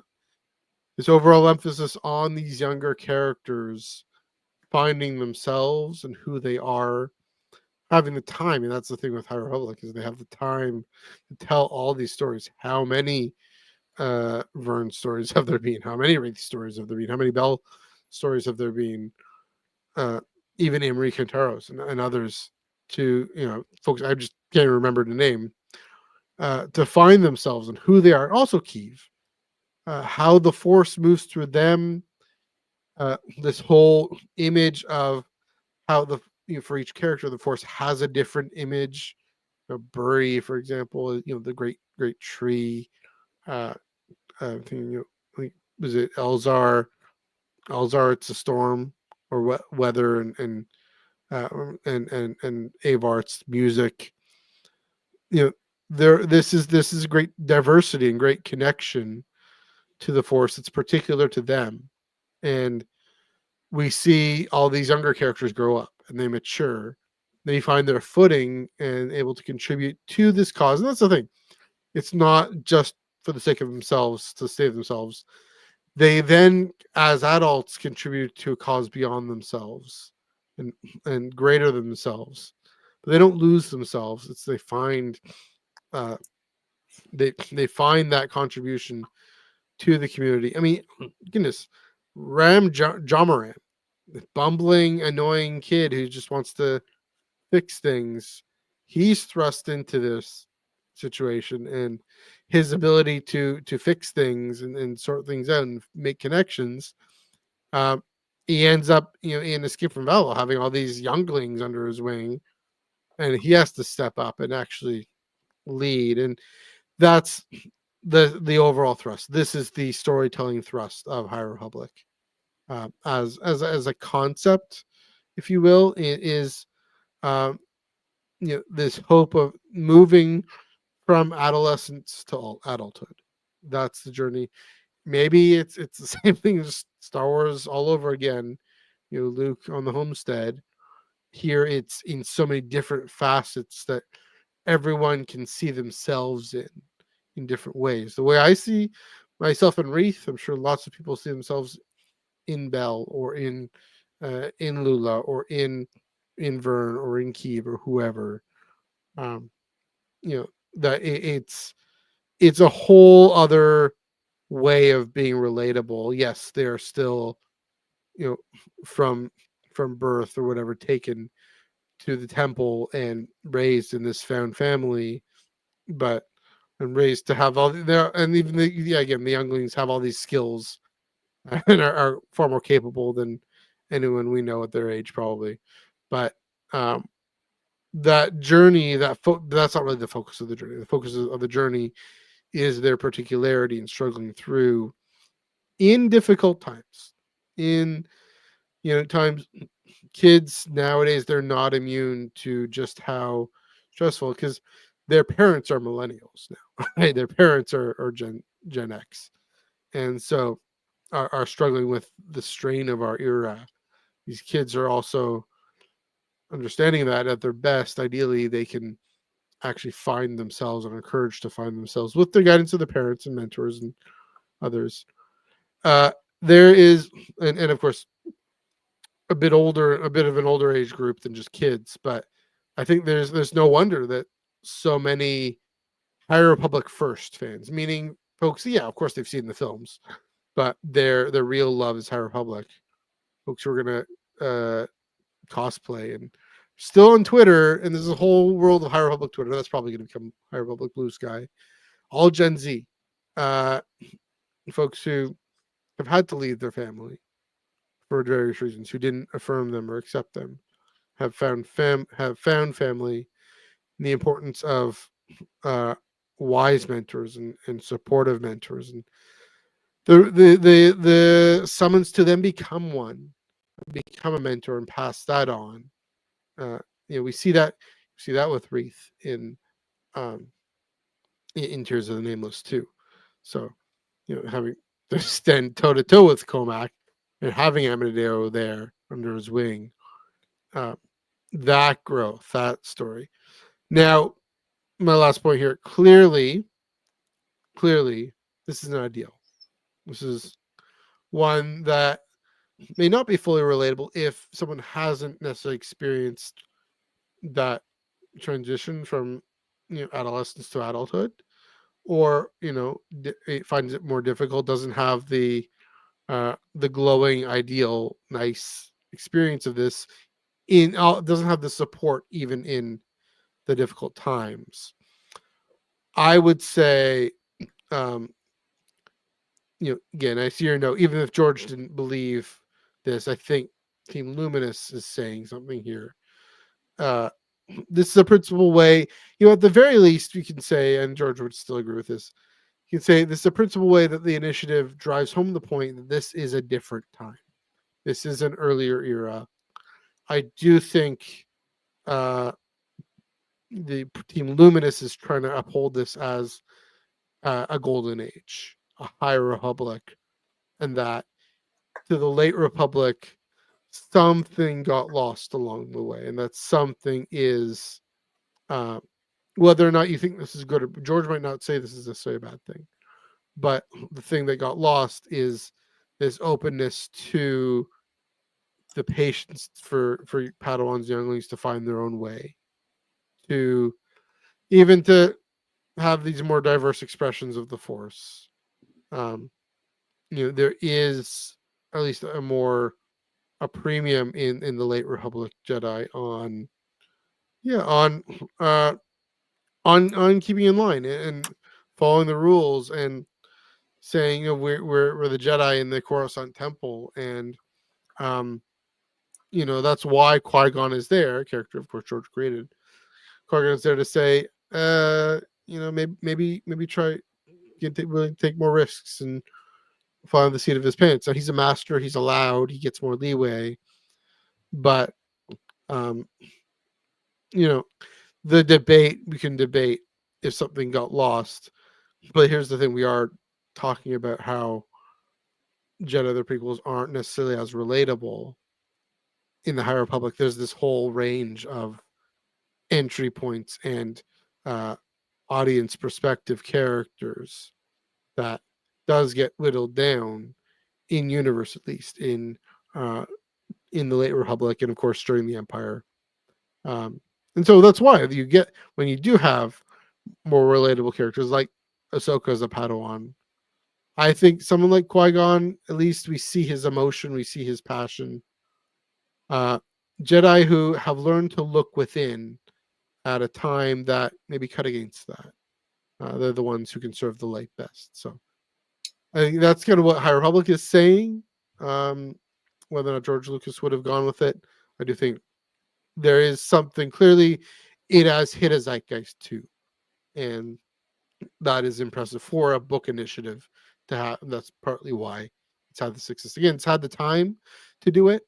It's gone all these years, has all these pages and all these different characters, but it's made its mark, and I think this is a major reason why, is because it has all these relatable Jedi characters in it. Yeah, I mean, like I said, I think you can make the Jedi can serve all sorts of allegories. Yeah. I think this High Republic for me is Jedi allegory in terms of minority communities. Yeah. I mean, they're not just allegories, though. That's the thing. It's like, I mean, we can have a whole discussion on what it means to be black in Star Wars versus in the real world, but we see them on screen in our real world, and so or see them on the concept art or in a comic book or whatever. They're actual queer relationships too. So, okay.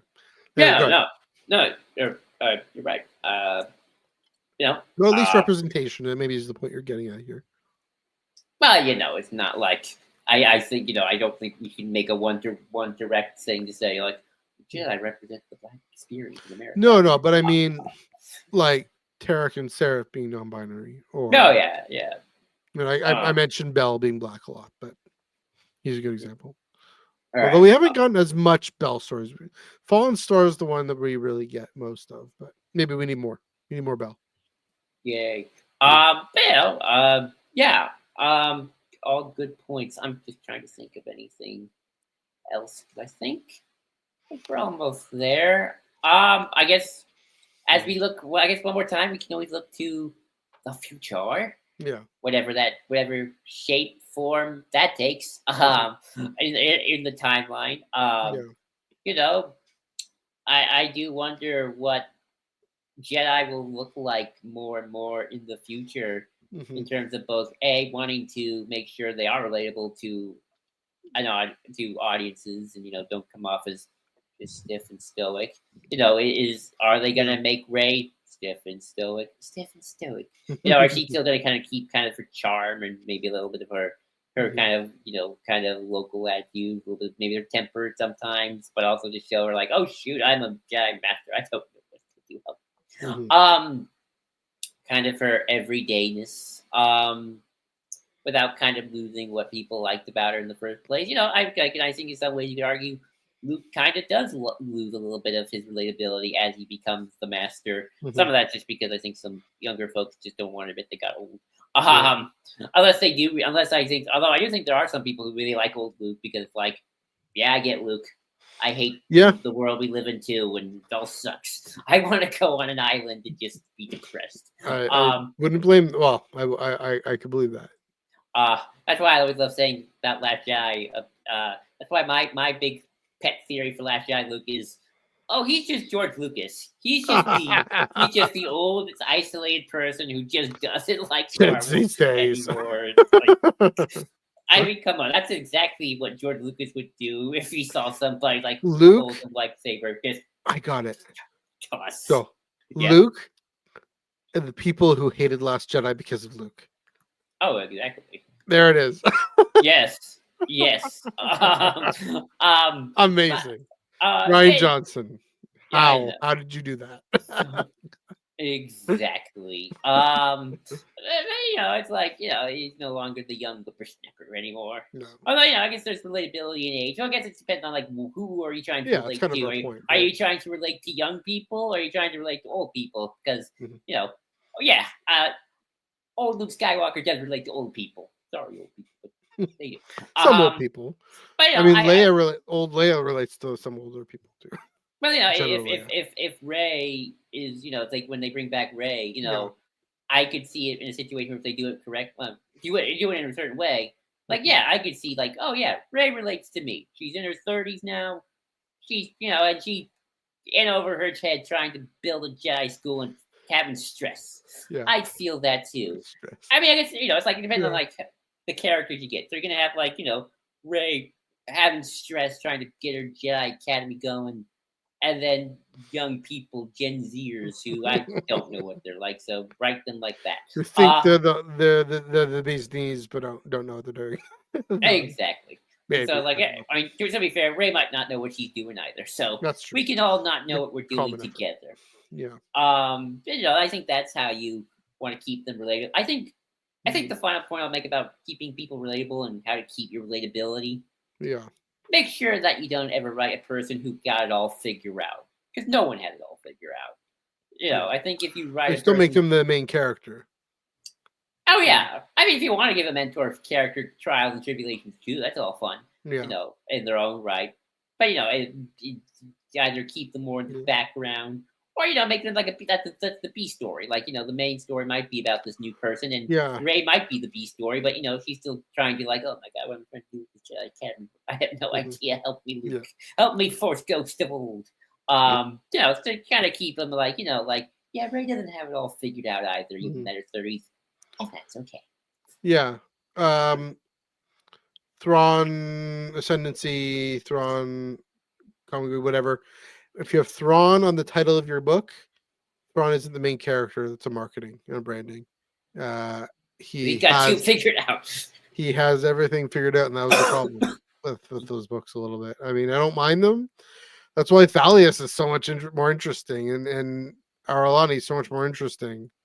Because Thrawn and Evento, those are. That's weird, right? That's another weird thing. Is those are, character like audience POV characters, reader POV characters, trying to look at this main character, so to speak, but the audience POV character are they the main character? I don't know. That's the thing with Ezra and then Ahsoka and Clone Wars.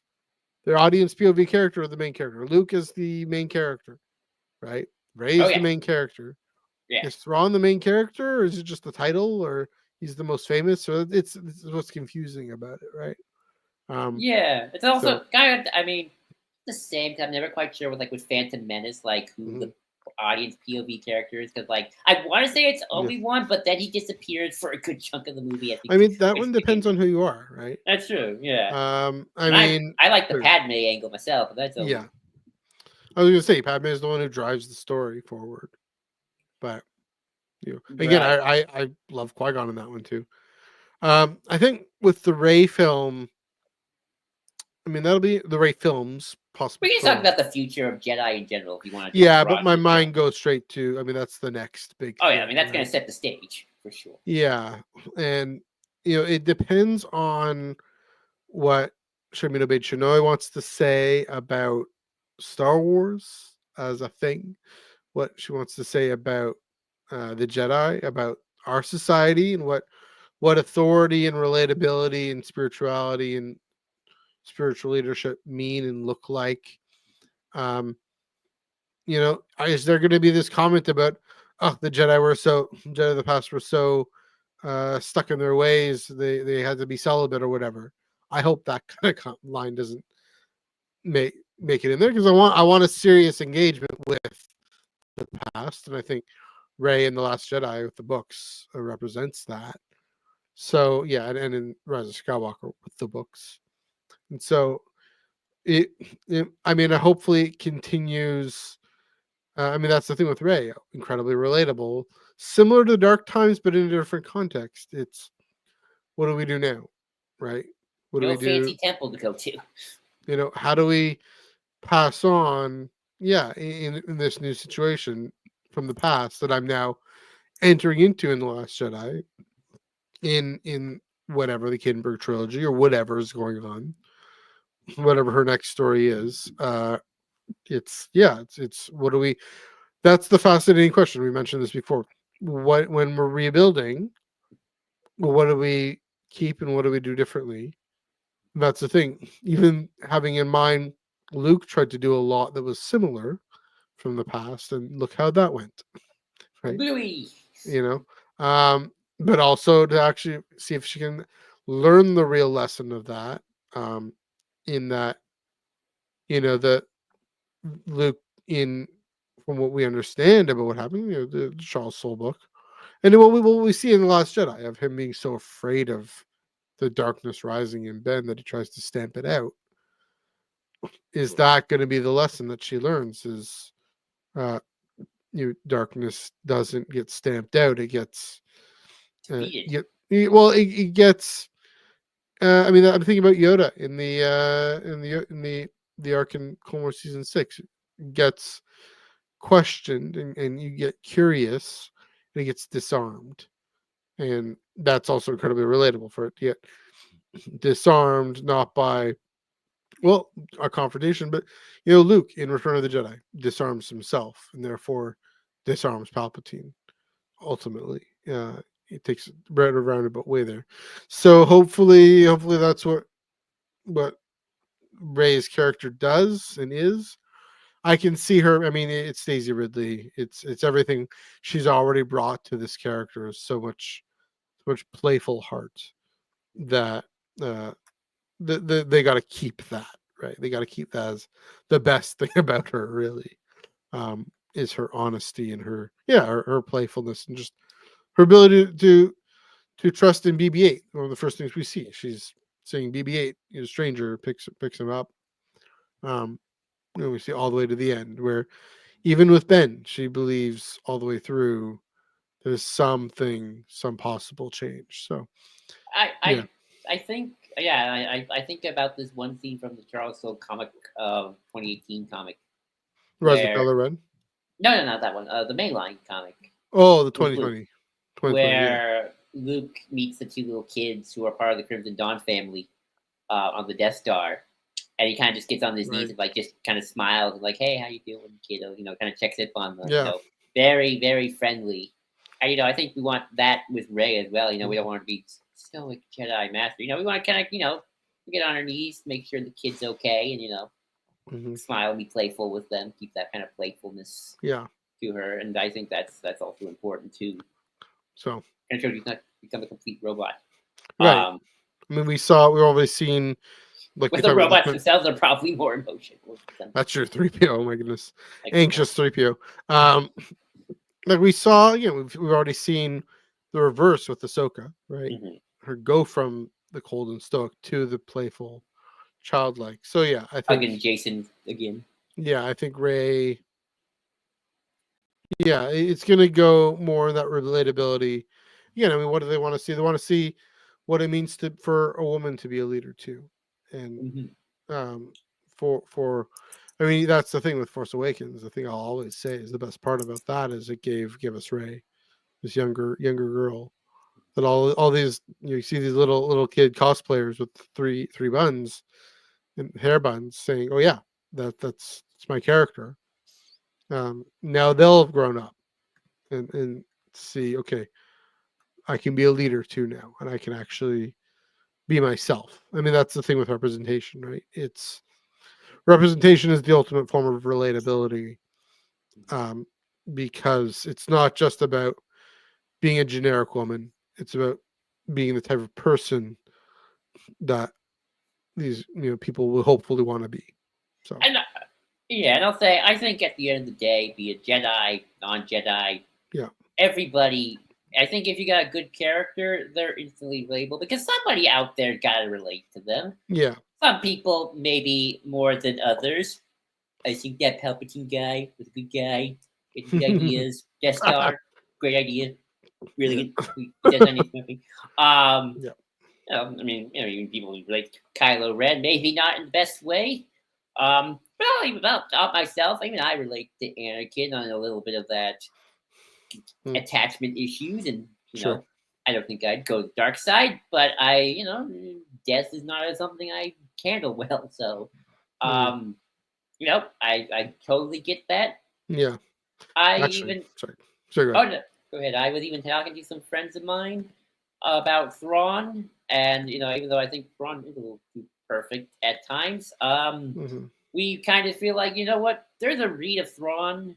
I don't think it's intentional because I don't think Tim Thrawn does intend this. Where Thrawn could be representative of some autism because he's not very social. He's got a hyper fixation about art.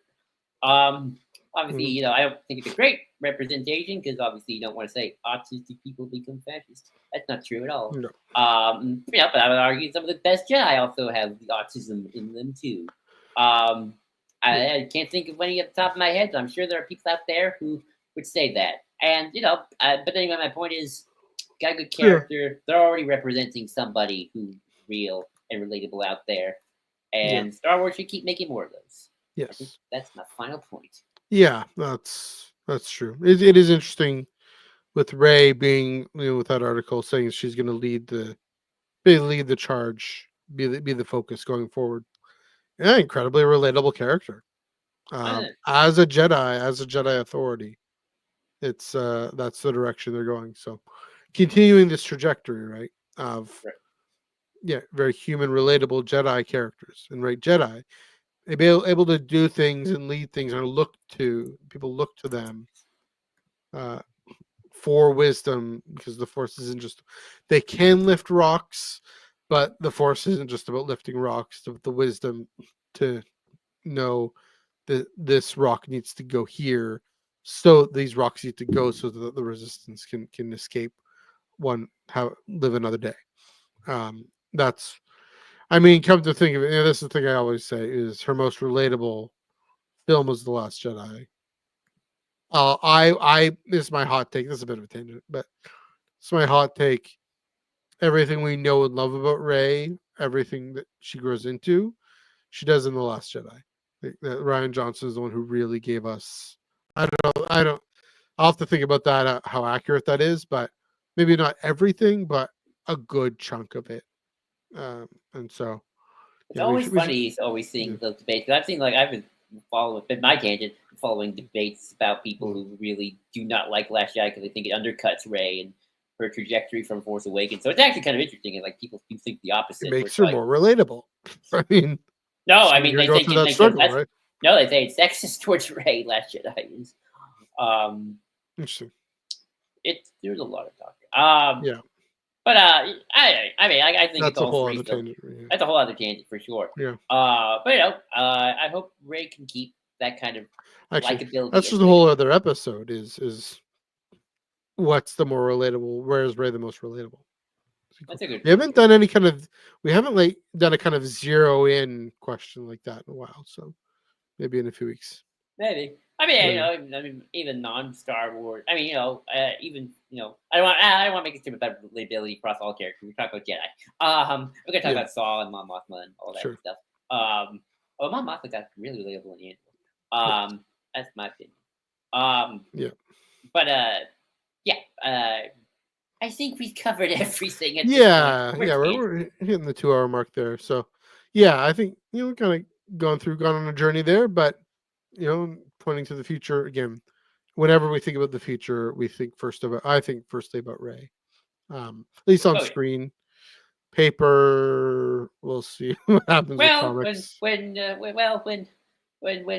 hopefully one day the future post cross story come, that will set the stage eventually for Yes. more stuff, And as who it knows tends to do. and who knows what representation will mean, who knows what we'll look for. Those things can change. So we'll see. Uh, that's a good time to wrap things up on that note. Thanks everyone for joining us. Let us know what you thought of our conversation tonight. Who is the most relatable Jedi character to you? Maybe it's the least relatable. What do you think? Please let us know down below. What do you think about Lego in Star Wars? What do you think about paper canon being a source of a fan base? All that stuff. Authenticity and authority. What experience do you have thinking about that or experiencing that? In our, I think we all have in our time. So please do let us know. Comment below. The comment boxes ain't going anywhere. Also, do give this video a like and a share. Subscribe to the channel if you haven't done so already. So another great conversation. Classic Iron Canon deep dive conversation. Wide view, deep dive, wide view, whatever. Anyway, thanks for guiding us through that. Where can they find you on the internet? Well, I actually am also on Blue Sky right now. There we go. JID20234.bisky.social. I'm still technically on Twitter. JID2021, get JID2021 on Twitter. I don't know, I might check if you want to DM me. You can also really find me, though, on Discord. I am always on Star Wars Underworld Discord. And Friday, we will be watching the Lego Holiday Special, where I do remember that is where Rey is trying to figure out how to train Finn as a student. And it's very relatable because she has no idea what she's doing. So there you go. There's that. So yeah, that's where we are. Yeah, and of course, you can follow me. This is my Instagram, MNEUG1138. Also, Twitter, NEUG45. I'm still there trying to get my Taylor Swift tickets. Posting about Taylor, posting about a bunch of different things. I don't quite know. Yeah, probably a lot of Taylor. A lot of she's here in Toronto, so that's why. Also at beaches.foodie on Instagram if you want to bless your timeline with some delicious eats from around town. And yeah, at Iron Cannon Pod, Twitter, Instagram, and Threads, and then what is it? ironcannon.bsky.social. Please do check us out there. I will get on Blue Sky this week. I promise you. I've made that commitment on the internet now, so it's got to happen. So yeah, please do check us out. Also, track review, comics reviews this Wednesday, 9 p.m. Eastern, 6 p.m. Pacific. Republic Under Siege #1. Hard Republic Adventures #12, and then talking about that free comic book day announcement. That's gonna be fun. Yeah, maybe even a bit of a Kevin Scott's newsletter, some news there as well. So please do check it out. He's plotted out Keeve's story to the very end, as we know. So that's probably going to be coming in a comic book. So Chris Abbott and I will chat about all that then this Wednesday, 9 p.m. Eastern, 6 p.m. Pacific. Please do again. Follow us, like and subscribe. Look up Iron Cannon Podcast on Spotify and Apple Podcasts and everywhere you get your podcasts. Because next week we are doing kind of a bit of 1-2. As mentioned before, we're talking about out of universe. This is in universe, the Force and non-Jedi characters. So maybe not and so much normies. Yes, and which sorry. And I call them normies. Normies. The Force There's another word for it, but we don't want to give her royalties, so call them normies. The Force and non-Jedi characters, not so much how they view the Jedi, but maybe how they relate to the Jedi, but also how they relate to the Force, etc. throughout the Republic and the Empire, and whatever else you got cooked up there, Joel. So yes, please do check us out. Same bat time, same Jedi time, same Jedi channel. Yeah, check that out next week. Until then, let's blow this thing and head home.